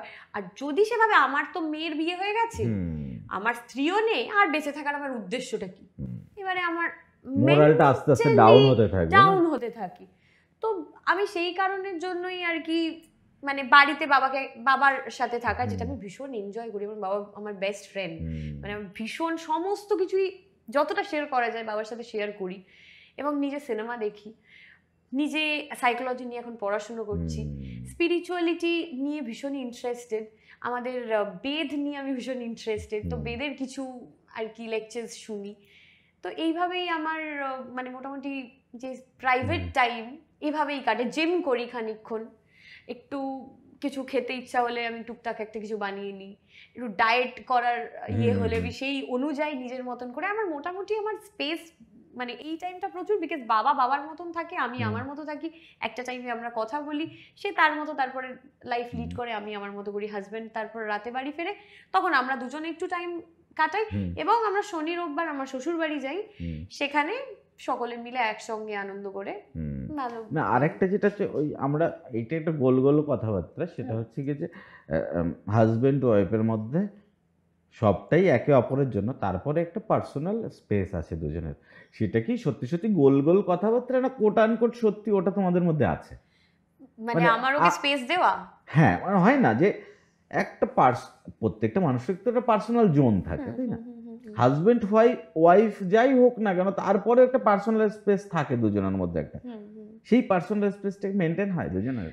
ওর তরফ থেকে আমার মানে ও কখনো আমার স্পেসে ইন্টারফেয়ার করে না, একদমই করে না, কিন্তু আমি ইন্টারফেয়ার করে ফেলি। সেটা ঠিক না ভুল? আমার মনে হয় ঠিক। এটা হয়তো আমার দিক থেকে মনে হয় আমার ঠিক, অন্য দিক থেকে হয়তো মনে হয় ভুল অনেক ক্ষেত্রে। কিন্তু আমার সামহাও মনে হয় যে মানে আমি যেরকম ফ্যামিলি দেখে এসেছি ছোট থেকে, যে আমার বাবা অফিস থেকে বাড়ি ফেরে এবং আমার বাবার ফোনটাও নর্মালি রাখা থাকে, আমার বাবার ফোন মা ধরে, মা দেখে, ফোনে মানে মাথায় রাখেই না, হয়তো ফোন চেক করছে বা ফোন দেখছে বা হোয়াট এভার ইট ইজ সেই হিসেবে। তো এটা খুব নর্মাল। আর এখন তো একটা জিনিস বলা হয়, পৃথিবীতে সেই লোক সৎ যার ফোনে পাসওয়ার্ড নেই। ও না, আমার ফোনেও পাসওয়ার্ড আছে, আমার হাজবেন্ডের ফোনেও পাসওয়ার্ড আছে, কিন্তু আমার একটা খুব বাজে অভ্যেস আছে, সেটা হলো ফোন চেক করা। ঠিক আছে, কিন্তু আমার হাজবেন্ড কোনোদিনও করে না আমার ফোন চেক, এটা আমি করি। আর এটা আমার সামহাও আমার নিজের মনকে আমি নিজে বারবার বোঝাতে থাকি যে এটা আমার করা উচিত নয়, সামহাও এটা আমার করা উচিত নয়, সামহাও আমার এটা করা উচিত নয়। বাট এটা আমি ভাবি যে আমি করছি, ঠিক আছে চলো, মেয়েরা তো মেয়েদের তো হক আছে, এটা খানিকটা চেঞ্জ হওয়া দরকার আছে, মেবি দরকার আছে, বাট আমার মতে দরকার এই মুহূর্তে মনে হচ্ছে না, পরে হয়তো আমার সামহাও মনে হচ্ছে যে মানে আমি এরকমই একজনকে চেয়েছিলাম যে মোটামুটি ট্রান্সপারেন্ট থাকবে। ঠিক আছে, মানে আমি ডেফিনেটলি নর্মাল একটা কারোর সাথে কারো কনভারসেশন হচ্ছে, আমি তো চিৎকার করে উঠবো না, কিন্তু হ্যাঁ আমি এটাতেও ভীষণভাবে পজেসিভ যে আমার হাজবেন্ড যেরকম দেখে এসেছি আমার বাবাকে, যেরকম দেখে এসেছি, মানে বলে না মেয়েরা যেরকম বাবাকে দেখে সেরকমই হাজবেন্ড আর কি চায়, বা যেরকম দাদাকে দেখে সেরকমই চায়। তো আমার ক্ষেত্রেও সেম হয়েছে। তো তাদের যখন এরকম মানে ক্লিয়ার একটা ব্যাপার থাকে, তো আমার হাজবেন্ডের মধ্যে এটা থাকবে, তাহলে আর তার ফোনেই বা কি থাকবে। বা ঠিক আছে, এখন ডেফিনেটলি প্রাইভেট স্পেস মানে আর কি, মানে ফোনটা চেক করো, এটা হচ্ছে আলটিমেট কথা, এটা জাস্টিফাই করার আর দরকার নেই। হ্যাঁ, এবার সেও তো দেখতে চাইতে পারে, না সে দেখতে চায় না একদম। না দেখ, আজকে না হলো আমার কোনো প্রবলেম নেই, 2 বছর পর তার মনে হলো আমি চেক করব, মানে উল্টো দিকে তো রাইটস আছে, এর যদি রাইটস আমি আছে সব তো উল্টো সময় এটাই মনে করি যে তার বোধহয় হচ্ছে একটাই, সে মানে ফোনটা কোনোদিন চেক করবে না। আমার মনে হয়, আমার পয়েন্ট অফ ভিউ সেটা হচ্ছে গিয়ে ফিল্ম ইন্ডাস্ট্রিতে 10 বছর কাজ করছে, তারপরে হচ্ছে বিজ্ঞাপন দিয়ে বিয়ে করতে হয়, তাহলে এই অন্তত আর কিছু করবে না। ওই বিষয়ে লোকটা শিওর শট হয়ে গেছে যে কিছু হলে আগেই হয়ে যেত আর কি। তো সেইটার ব্যাপারে মেবি হয়তো, বাট আমি এটাই মানি যে আমি যেটা করি, আমি অলওয়েজ এটা মানি যে এটা উল্টো দিক থেকেও আসতে পারে, তো সেটার থেকে আমি ক্লিয়ার থাকি। বাকি প্রাইভেট স্পেস বলতে তুমি আর কি বলছো সেটা বলো। এখন যদি বলে আমার প্রাইভেট স্পেস আছে আর আমি খবর পাই যে সে কফি খেতে গেছে একটি মহিলার সঙ্গে, হ্যাঁ ডেফিনেটলি ওই প্রাইভেট স্পেসটা আমি দিতে পারবো না। না হয় না, আমাদের এখানে একটু ব্যালেন্স হয়ে যায়, যাচ্ছে আমিও যাই না, দিস ইজ দ্য প্রবলেম। আমি এটা করতে মানে আমার সামহাও এটা আসবে না, এবং হয়তো সেই কারণের জন্যই আমি ফোন চেক করি, সেই কারণের জন্যই আমি বলি যদি আমি এটা করতে পারতাম, আমি মানে নিজের মনকে অনেকবার বোঝানোর চেষ্টাও করেছি যে এটা যে মানে সাপোজ টু বি কোনো একটা ব্যাপার নেই, আমার হয়তো চেক করা উচিত নয়, কিন্তু আমি করছি। আমি যদি কারোর সাথে এরকম ভাবে হয়তো ঘুরতে যেতে পারতাম, আমি হয়তো কারোর সাথে কফি খেতে যেতে পারতাম, বা আমি মনে মনে কিছু একটা মানে আমার ভাই আমার ফোনে কিছু গন্ডগোল আছে, ছাড় বাবা ওর ফোন দেখলে আবার আমার ফোন দেখতে চাইবে, থাক তার থেকে বরঞ্চ যা করছে হিজ হুজ হ্যাঁ ব্যালেন্স ডিসব্যালেন্স হবে না, ঠিক আছে বানিয়ে রাখছি। এই ব্যালেন্সটা আমি পারবো না। প্রথমেই সিনেমা দেখা হয়, সিনেমা দেখা হয় মানে সব ধরনের নাকি সিনেমা type আমরা খুব একসাথে সিনেমাও দেখি। ওর তো খুব সাউথ ইন্ডিয়ান মুভি ভালো লাগে, আর আমার সব ধরনের মুভি ভালো লাগে। আমার একটু হরর ফিল্ম বেশি ভালো লাগে, দ্যাটস ট্রু। কিন্তু আমরা মোটামুটি ঘুরিয়ে ফিরিয়ে মাঝখানে প্রচুর সাউথ ইন্ডিয়ান দেখা হচ্ছিল। এখন যেরকম লাস্ট দেখলাম পঞ্চায়েত দেখলাম, লাপাতা লেডিস দেখলাম, বাংলা একটা ওয়েব সিরিজ দেখলাম লজ্জা, ভীষণ ভালো লাগলো। তো টুকটাক আমি মানে একদম তুমি যদি বলো যে হলিউড ক্লাসিক, সেই অর্থে হয়তো অত হলিউড ক্লাসিক দেখিনি, কিছু দেখেছি, কিন্তু তার সঙ্গে মিলিয়ে আমি এখনকার ছবিও মানে বেশি দেখতে পছন্দ করি। আর একটা জিনিস হচ্ছে, সেটা হচ্ছে কি এখানে যারা এসেছে সবাইকে মোটামুটি কম বেশি আমি জিজ্ঞাসা করেছি, সেটা হচ্ছে কি যে কেউ ইন্ডিপেন্ডেন্ট ফিল্ম মেকার এই হয়ে যাচ্ছে না যে এরা সিনেমার, এরা সিরিয়ালের, এরা বিজ্ঞাপনের মানে টিভিসির, এরা এটা ফটোশ্যুট মানে ব্যানার শ্যুট, এই যে কেউ মানে ইন্ডিপেন্ডেন্ট ফিল্ম মেকার এসে তোমাকে ধরো অ্যাপ্রোচ করলো যে তোমার জন্য একটা গল্প লিখলো, বা তোমাকে বললো যে আমার সিনেমাটা, তার মধ্যে বেসিক অনেস্টিটা আছে যে আমার একটা সিনেমা আছে, সেটাতে আমি তোমাকে একটা ক্যারেক্টার ভেবেছি। ওই অ্যাপ্রোচটা কি আছে যে তোমাকে নির্দ্বিধায় এসে বলতে পারে তোমার জন্য আমি একটা ক্যারেক্টার ভেবেছি, যেটা হচ্ছে কি রেমুনারেশন বা টাকা পয়সা ম্যাটার করবে না, এই অ্যাপ্রোচটা মানে তুমি করবে কি করবে না আলাদা বিষয়, সে তোমাকে ডাইরেক্ট অ্যাপ্রোচ করতে পারে, মানে এই বিষয়টা তোমার ধারণা? আমি তো ছবির বিষয় আমি তোমাকে বললাম না, আমি ছবির থেকে যে পেমেন্ট আর কি পেয়েছি বা ছবির রেমুনারেশনের সঙ্গে মানে একই হাউস, সে সিরিয়ালে এক পেমেন্ট দিচ্ছে, ছবিতে এক পেমেন্ট দিচ্ছে। তো আমার কাছে মানে অ্যাজ ইফ এরম ভাবে এই ব্যাপারটা আমার মনে ক্রিয়েট করা যে যারা ছবির খুব বক্স আর কি আর্টিস্ট আছেন, তাদের ছাড়া বাকি মানে আমি আমার ক্ষেত্রে বলছি, বিকজ আমার ক্ষেত্রে যেহেতু দেখেছি তাদের পেমেন্টটা একটা গড় জায়গায় গিয়েই আটকায়, এটা ঘটনা। তো সেই ক্ষেত্রে আমি যদি ওটা করতে পারি, তো দেন তাহলে একটা ভালো চরিত্র যদি হয়, ভালো ছবি যদি হয়, তাহলে মানে ইন্ডিপেন্ডেন্ট অনেকেই আমাকে ইনফ্যাক্ট বলেছে, আমি ধরো যে প্রোডাকশন হাউসে কাজ করি বা কোনো একটা সিরিয়াল করছি, সেই সিরিয়ালের মধ্যেও অনেক দেখবে ক্রিয়েটিভ মাইন্ডেড লোক আছে, কোনো অ্যাসিস্ট্যান্ট ডিরেক্টর, থার্ড এডি হয়তো, দিদি এরকম আমি একটা চরিত্র ভেবেছি, আমি কিন্তু তোমাকে ভেবেছি, আমি কিন্তু তোমায় কল করবো, আমি কিন্তু অবভিয়াসলি ওয়েলকাম, মানে আমি তো চাই করতে কাজ। এবং আমার মানে যেটা বললাম আর কি সিরিয়ালের ক্ষেত্রে, মানে সিরিয়ালের ক্ষেত্রে খানিকটা আমি যেহেতু পার ডে বা অল মানে সিরিয়ালটা আমাদের ক্ষেত্রে না খানিকটা হয় সরকারি চাকরির মতো, এবং সিনেমা ভালো চরিত্র, ডিফারেন্ট চরিত্র, ডিফারেন্ট ভাবে এক্সপ্লোর করা যায়, তো সেটা খুব কম দিনের হয়, কম চান্স পাওয়া যায়। আর একটা জিনিস যেটা হয় সেটা হচ্ছে কি, আমি একটা ছবি করলাম, সেটা 10 দিন হতে পারে, 5 দিন হতে পারে, 3 দিন হতে পারে, নতুন কতগুলো মানুষের সঙ্গে, কারণ আমি 1 বছর ব্লক হয়ে আছি ওই একটা ইউনিটের মধ্যে, আমি কোথাও একটা 3 দিনে একটা ছবি করলাম, নতুন মানুষের থট, নতুন কিছু ভাবনা চিন্তা, নতুন কিছু জায়গায়, এইটারও তো আদান প্রদানের দরকার আছে, একদমই দরকার আছে, নিশ্চয়ই তাহলে দরকার এই আছে। আলোচনাটা, এই গ্রোথটা যদি হয়, তখন গিয়েই তো একটা আমাদের একটা মানে নাহলে আমরা একটা জায়গায় দাঁড়িয়ে আছি, আমাদের মুভিং করতে সুবিধা হবে। একদমই তাই, একদমই তাই। আর তুমি মানে আমি না ছোট মানে আমি মণিকাঞ্চনা করেছিলাম, আমার মনে আছে, সেটাতে দুটো ক্যারেক্টার ছিল আমার। তো একটা ছিল হচ্ছে খুব সাদা সিধে, আর আরেকটা ছিল হচ্ছে মানে স্প্লিট পার্সোনালিটির গল্প ছিল, মানে টাইপ অফ নেগেটিভ, বাট ওর যেরকম হয় আর কি, নেগেটিভটা তো আমাদের পার্সপেক্টিভ থেকে আমরা দেখি, তো ওই রকম দুটো ক্যারেক্টার, একটা বোল্ড আর একটা সফট। আমি কিন্তু ওটা ছবির জন্যই করতে পারবো, বিকজ আমি যখন ওই ক্যারেক্টারটা করব আমার অনেক ভাবনার থাকবে, বিকজ আমি স্ক্রিপ্ট পেয়ে যাবো আগে, আমি রিহার্স করতে পারবো আগে, আমি এটা করব, আমি এটা পড়বো, এরকম হলে ভালো হয়, এই ভাবনাটা আমি রাখতে পারবো। ওই ক্যারেক্টারটা করার পরই আমার কাছে একটা নেগেটিভ করার অপশন এসেছিল, আমি বললাম আমি নেগেটিভটা করতে পারবো না সিরিয়ালের জন্য, বিকজ আমি নেগেটিভের যেটা লুক থাকে না, দেখবে এটা প্রপার মেনটেন করা থাকে। এবং আমি নিজে সিরিয়ালে, আমি যেহেতু 14 ঘন্টা আমাদের শুটিং হয় সকাল থেকে রাত অবধি, এবং মেকআপ রিটাচ করারও সেইভাবে টাইম পাওয়া যায় না, সিন পড়ার সেইভাবে অনেক সময় টাইম পাওয়া যায় না, মানে সিনে গিয়ে সিন পাচ্ছি এরকম হচ্ছে। তো সেই ক্ষেত্রে আমার একটা মানে এইরকম চরিত্র যেখানে আমাকে প্রপার হয়ে থাকতে হবে, সেটা আমার পক্ষে করা ডিফিকাল্ট। কিন্তু সেটাই কিন্তু আমার সিনেমার জন্য ইজিয়ার, বিকজ ওখানে আমার ডিউরেশন কম থাকছে। আর পুরো আমি জানি আজকে এই সিনগুলো হবে শুট, তো আমাকে মেন্টালি আমি প্রিপেয়ার থাকতে পারছি।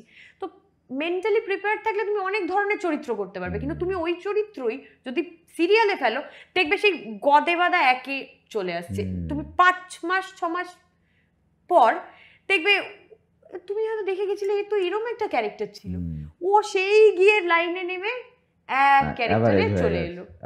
তো এটা জন্য আমার মনে হয় যে মানে আমি সিরিয়ালে বুঝি হচ্ছে positive character, negative character. Positive character করছি, নেগেটিভও অনেক সময় পজিটিভ হয়ে যেতে পারে, সেটা আলাদা বিষয়, কিন্তু পজিটিভ ক্যারেক্টার করছি মানে আমার মোটামুটি এই এখানে শেষ। কিন্তু আমি সিনেমাতে পজিটিভ ক্যারেক্টার করছি মানে এইটার এই শেড, মানে এটার কিন্তু এই শেডই থাকবে, কারণ এটা শুরু থেকে শেষ অবধি আমি গল্পটা জানতে পারছি না।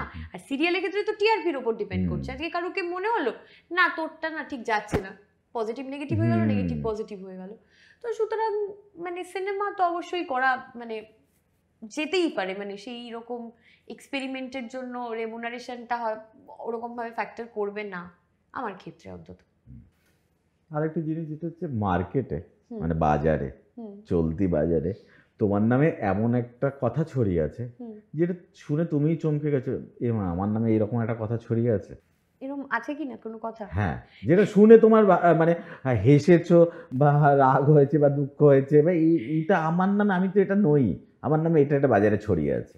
বাজারে বলতে আমি দিদি নাম্বার 1-এ গিয়ে একবার বলেছিলাম, আমার মনে আছে যে আমি এরকম আমাকে জিজ্ঞাসা করা হয়েছিল যে তুমি কিরকম পাত্র পছন্দ করো। আমার যেরকম পছন্দ আমি সেরকম বলেছিলাম যে এরম পছন্দ করি। তাতে দেখলাম ফেসবুক মানে হঠাৎ করে আরো মানে এটা হয়তো 4 বছর না হলেও 3 বছর আগে এটা ঘটনাটা। আর আমি যেটা মানে শুটিংটা হয়েছে মানে দেখানো হয়ে গেছে মোটামুটি 7-8 বছর আগে। আচ্ছা, মানে হঠাৎ করে দেখছি চারিদিক থেকে ফেসবুকে এরকম একটা রটনা যে আমি নাকি বলেছি কালো ছেলে বেটে ছেলে আমার পছন্দ নয়। কালো ছেলে আমার মন থেকে সত্যি পছন্দ না, কিন্তু হচ্ছে কি বাইরে জনসমাজে কোট আনকোট বলতে হলে না না না সবাই মানুষ, সবাইকে আমার ভালো লাগে, সব ভালো হতে পারে ভাই। আমার কালো খারাপ লাগে তো কালো খারাপ লাগে, আমার ফর্সা ভালো লাগে তো ভালো লাগে। আমি বুঝলাম না মানে আমার টেনশন মেনশন হয়ে গেছে যে পুরো মানে লোকজন মানে লিটারালি আমি দেখছি ফেসবুক মানে ভরে যাচ্ছে, বিভিন্ন দিক থেকে বিভিন্ন জন আমাকে হোয়াটসঅ্যাপ করে করে পাঠাচ্ছে ওগুলো, এই কি বলেছিস তুই এটা। আলাম এই এপিসোডটা না মানে বছর মানে এরকম হতে পারে যে এরকম হতে পারে যে ঠিক আছে সব শুনলাম, এসিটা চালিয়ে ঘরের বেডশিটটা টেনে ভার মে যায় বলে ঘুমিয়ে পড়া যায়, তো তাহলে তো কোনো সমস্যা নেই, তাহলে মনে যে আসবে সেটা বলতে পারি আমরা। একদমই তাই, ঠিক আছে ভার মে যায় বলে ঘুমিয়ে পড়লে, এটা আমার মত ভাই, তুমি সহমত হলে না ধন্যবাদ। কি হলো আমাকে মানে তখন অনেকে অনেক রকম বলেছিল, তুমি একবার বলো ফেসবুকে তাহলে এই ব্যাপারটা। তাহলে তো এইটা প্রতিযোগিতা হওয়া উচিত কার পার্টনার কত বেশি কদর্য দেখতে। ভাই তোমাদের এত প্রবলেম, সবাই চায় তার পার্টনার দেখতে সুন্দর হোক।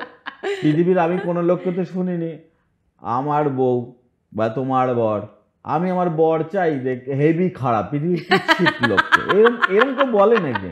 আমি তো শুনিনি বলে। এটাও তো হতে পারে আমার পাশে যে ঘুরে বেড়াচ্ছে দেখতে কুৎসিত, তা আমার তো ভালো লাগবে না স্বাভাবিকভাবে। এটা ব্যালেন্স কি করে হয়? এটা তো মন থেকে তো আমি চাই আমার পার্টনার ভালো হোক, ঠিকঠাক হোক, লোক সমাজে চলার মতো হোক। একদমই তাই। তো এতে দুঃখের বা এতে কষ্ট যারা কষ্ট পাচ্ছে তাদের আরো সমাজে আরো 10টা কাজ আছে যার জন্য কষ্ট পাওয়া উচিত, বা এরা যে দেখে কষ্ট পাচ্ছে আমি বলবো তারা দেখাই বন্ধ করে দিক, তাহলে আর এদের মনে কষ্ট হবে। এই যে নেটিজন যারা, এরা কোথায় থাকে, কোন গ্রহে থাকে আর কি খায়, এটা আমি বুঝতে পারি না। আমিও বুঝতে পারিনি ওই সময়, আমিও সত্যি বুঝতে পারিনি। এবং একটা সিরিয়ালের পরে মাঝে মাঝে কমেন্টস আসে না, তো আমি আগে খেয়াল করে দেখতাম, মানে তুমি দেখবে প্রত্যেকটাতে কি ক্রিটিক্যাল কমেন্ট, মানে ওনাদেরকে যদি বসিয়ে দেওয়া হয় না কোথাও যে মানে ওরা, আমি বেসিক্যালি মনে করি এরা বলছে জিনিসটা খারাপ, তারপরে ওটা নিয়ে ওরা থিসিস লেগেছে, না হলে তো ওই রকম ডিটেলে যেতে পারে না। আমি যদি ওটা একবার দেখি, ও ওটা 15 বার দেখেছে, নাহলে ওই রকম ডিটেলিং মেনশন কি করে আন্ডারলাইন কি করে। ও আবার কি এই সিরিয়ালের এই শাড়িটা পরেছিল, ও আবার ওই শাড়িটা ওই পরলো। তোমার জামা যদি তোমার ভাই থাকে সাপোজ টু বি, সে যদি তোমার সাইজের সাথে, যদি তোমার জামা সাইজের সাথে ওর যদি ম্যাচ করে, তো সে পরবে না? এটা তো বাড়ির নর্মাল। আজকে মানে আমি ভাইয়ের জামা পরে বসেছি। হ্যাঁ, তো আমি মানে অবাক লাগে যে এখনো অবধি সেই একটা ব্যাপার, এই শাড়িটা পরেছে তার মানে ও ওটা পরতে পারবে না, ও ওটা পরেছে এই গয়নাটা তাহলে পড়তে পারবে না, ও নেগেটিভ ক্যারেক্টার করে নিয়েছে, ও পজিটিভ কেন? এক গয়না দুজন মানে একই দোকান থেকে দুজন কিনতেই পারে। এত নাকি অ্যাডভান্স হচ্ছে, এত নাকি রিয়ালিস্টিক হচ্ছে, তাহলে তো এই ব্যাপারগুলো নিয়ে ভাবনা চিন্তাই করা উচিত নয়। তারপরে প্যাটার্ন, তুমি দেখবে সিরিয়ালে এক একজনের না এক একটা শাড়ির প্যাটার্ন, এক একটা ড্রেসের প্যাটার্ন এরকম একটা হয়। তো লাইফে কি ওইরকম ড্রেস বা শাড়ি একই প্যাটার্নের তুমি পরেছো কখনো? মানে তুমি শাড়ি পরোনি ডেফিনেটলি, বাস্তবিকভাবে সেটা হয় না কখনো আর কি।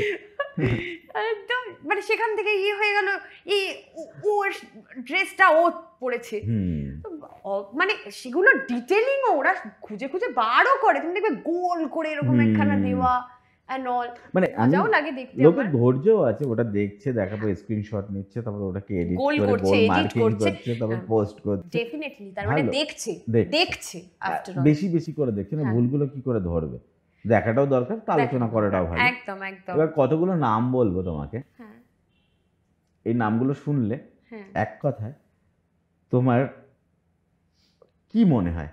এক কথায় সৃজিত মুখার্জি, গোলাপ,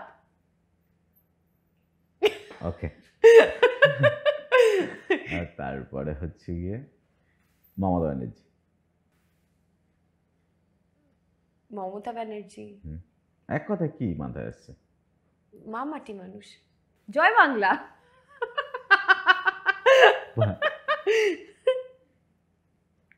নরেন্দ্র মোদী, রাম সিয়া রাম সিয়া রাম সিয়া রাম। পার্থ চ্যাটার্জি,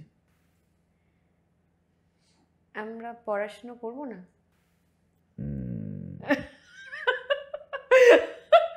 ঠিক। আর হচ্ছে গিয়ে কৌশিক গাঙ্গুলি, রেসপেক্ট। ঠিক। আর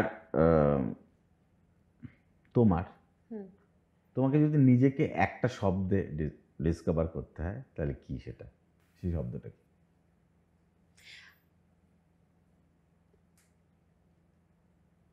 ইমোশনাল ফুল। মানে আমি টকেটিভও বলতে পারতাম, বাট আমি দেখলাম এটা দিয়ে খুব একটা কিছু বোঝানো যাবে না। হাইলি ইমোশনাল পারসন, সেটা হওয়ার দরকার আছে তো জীবনে, কানেক্ট করার জন্য ওটাই বোধহয় একদমই দরকার আছে। এই টেকনিক্যাল ফুল না হলেও, ফুল হয়তো নয়, কারণ এখানে আমরা এক্সপ্লোর করতে এসেছি। হ্যাঁ, ইমোশনাল। মোটামুটি আমরা সবটা নিয়ে কথা বলতে পেরেছি। মানে আমরা ওই কোশ্চেনগুলো আমি সাধারণত অ্যাভয়েড করেছি, যে অভিনেত্রী হয়ে তোমার কেমন লাগলো, এই করে তোমার কেমন লাগলো, এটা খুব একটা এটা নেট সার্চ করলে মানে সব পাওয়া যাবে, সবটা রয়েছে। আমরা যেটা ধরার চেষ্টা করলাম বা বলার চেষ্টা করলাম আড্ডার ছলে, সেটা হচ্ছে কি যে পার্সোনাল মানে মানুষটা কেমন একটা বোঝার চেষ্টা করলাম, সে কতটা লোকের সঙ্গে কানেক্ট হয়, কীভাবে, সব বিষয় নিয়ে। তো আমার তো কথা বলে খুব ভালো লাগলো, আমারও ভীষণ ভালো লাগলো। এবার তোমার কেমন লাগলো সেইটা হচ্ছে কি, কথা বলে আমাদের সঙ্গে কথা বলে কেমন লাগলো সেটা মাস্টারে দেখে একটু বলে দেবে। আমাদের চ্যানেলটার নাম হচ্ছে গিয়ে এস আইডিয়া, আর এই প্রোগ্রামটার নাম হচ্ছে ডিপ ড্রাইভ। আমার তো ভীষণ ভালো লাগলো, এই কথাটা সবাই বলে, আই থিঙ্ক এটা ট্যাগলাইন হয়ে গেছে না, আমার ভীষণ ভালো লেগেছে। ভীষণ ভালো লাগাটা একটু ব্যাখ্যা করে দিলে তাহলে সুবিধা হয় আর কি। অ্যাকচুয়ালি আড্ডা দিতে আমার ভীষণ ভালো লাগে, তো আড্ডা এরকমভাবে দিতে পারছি, অনেক দিন পর দিতে পারছি। আর এরকম ফ্রিলি আড্ডা আমি মানে না এইরকম আড্ডা দিয়েছি প্রচুর, কিন্তু এরকম ফ্রিলি আড্ডা এবং এই কোয়েশ্চেন্সগুলোই ডিফারেন্ট টাইপ অফ কোয়েশ্চেন, তো ন্যাচারালি এই নিয়ে কথা বলাটাও হয় না, এই কথা জমে থাকে। তো আমার মনে হয় ক্যাথারসিস, আমাদের ক্যাথারসিস হচ্ছে ভেন্ট আউট করা ইমোশনকে, সেটা হওয়ার খুব প্রয়োজনীয়তা আছে মানসিকভাবে সুস্থ থাকার জন্য। সেটা আজকে আমরা এখানে এসে হলো, অনেক কথা যেটা বাড়িতে আলোচনা হয় না, আমাদের সবসময় কাজের জায়গাও হয় না, সেটা এখানে আমরা করতে পারলাম। আমার তো মনে হলো আমি নিজের ডিপেই ড্রাইভ করলাম। তো thank you very much for inviting me. তো আমার ভীষণ ভালো লাগলো এখানে এসে, এবং আইডিয়াটা আমার ভীষণ ভালো লেগেছে। তো কংগ্রাচুলেশনস এরকম একটা চ্যানেল করার জন্য। এবং হ্যাঁ, আমার এত কথা বলার পরও মনে হলো আমার আরো অনেক কথা বলার আছে, তো ডেফিনেটলি আমি চাই যে আবার আসতে। এবার এরকমও হতে পারে যেরকম তোমাদের এখানে প্রান্তিক তো আড্ডা দিয়ে গেছে, প্রান্তিকও আমার যেরকম খুব ভালো বন্ধু, রূপাঞ্জন দাও আড্ডা দিয়েছে, তো ক্যামেরা যখন বন্ধ ছিল তখন রূপাঞ্জন আছে, তো দেখতেই পাবেন যে রূপাঞ্জনার সাথে আড্ডা হয়েছে। তো এইরকম যদি একটা আড্ডা অর্গানাইজ করা যায়, বিকজ আমি প্রান্তিক আমরা যখন বসি, আমরা সিরিয়ালে যখন বসতাম, একটা জিনিস মিস করে গেছি, ওটা আমার মাথায় ছিল, নেতাজির নাম অনেকবার এসছে কিন্তু নেতাজিটা আমরা মিস করে গেছি। পরের এপিসোডে শুধুমাত্র নেতাজির যারা টিম আছে ওটা জমে যাবে জাস্ট আমি বলছি, মানে হয় না, মানে ওপাশটা দেখানো যাচ্ছে না বলে আমরা সবাই মিলে একসাথে মুড়ি খেতে খেতে আমরা আড্ডা দিচ্ছিলাম আজকে। তো এই আড্ডাটা এর পরের বার আমার রিকোয়েস্ট থাকবে যে আমার সমস্ত বন্ধু বান্ধব, মানে যতজনকে ক্যামেরা তুমি আটাতে পারবে, হ্যাঁ আমরা মোটামুটি নেতাজির কোর টিমটা চলে আসবে। ব্যাস ঠিক আছে। Thank you. চলো, থ্যাংক ইউ।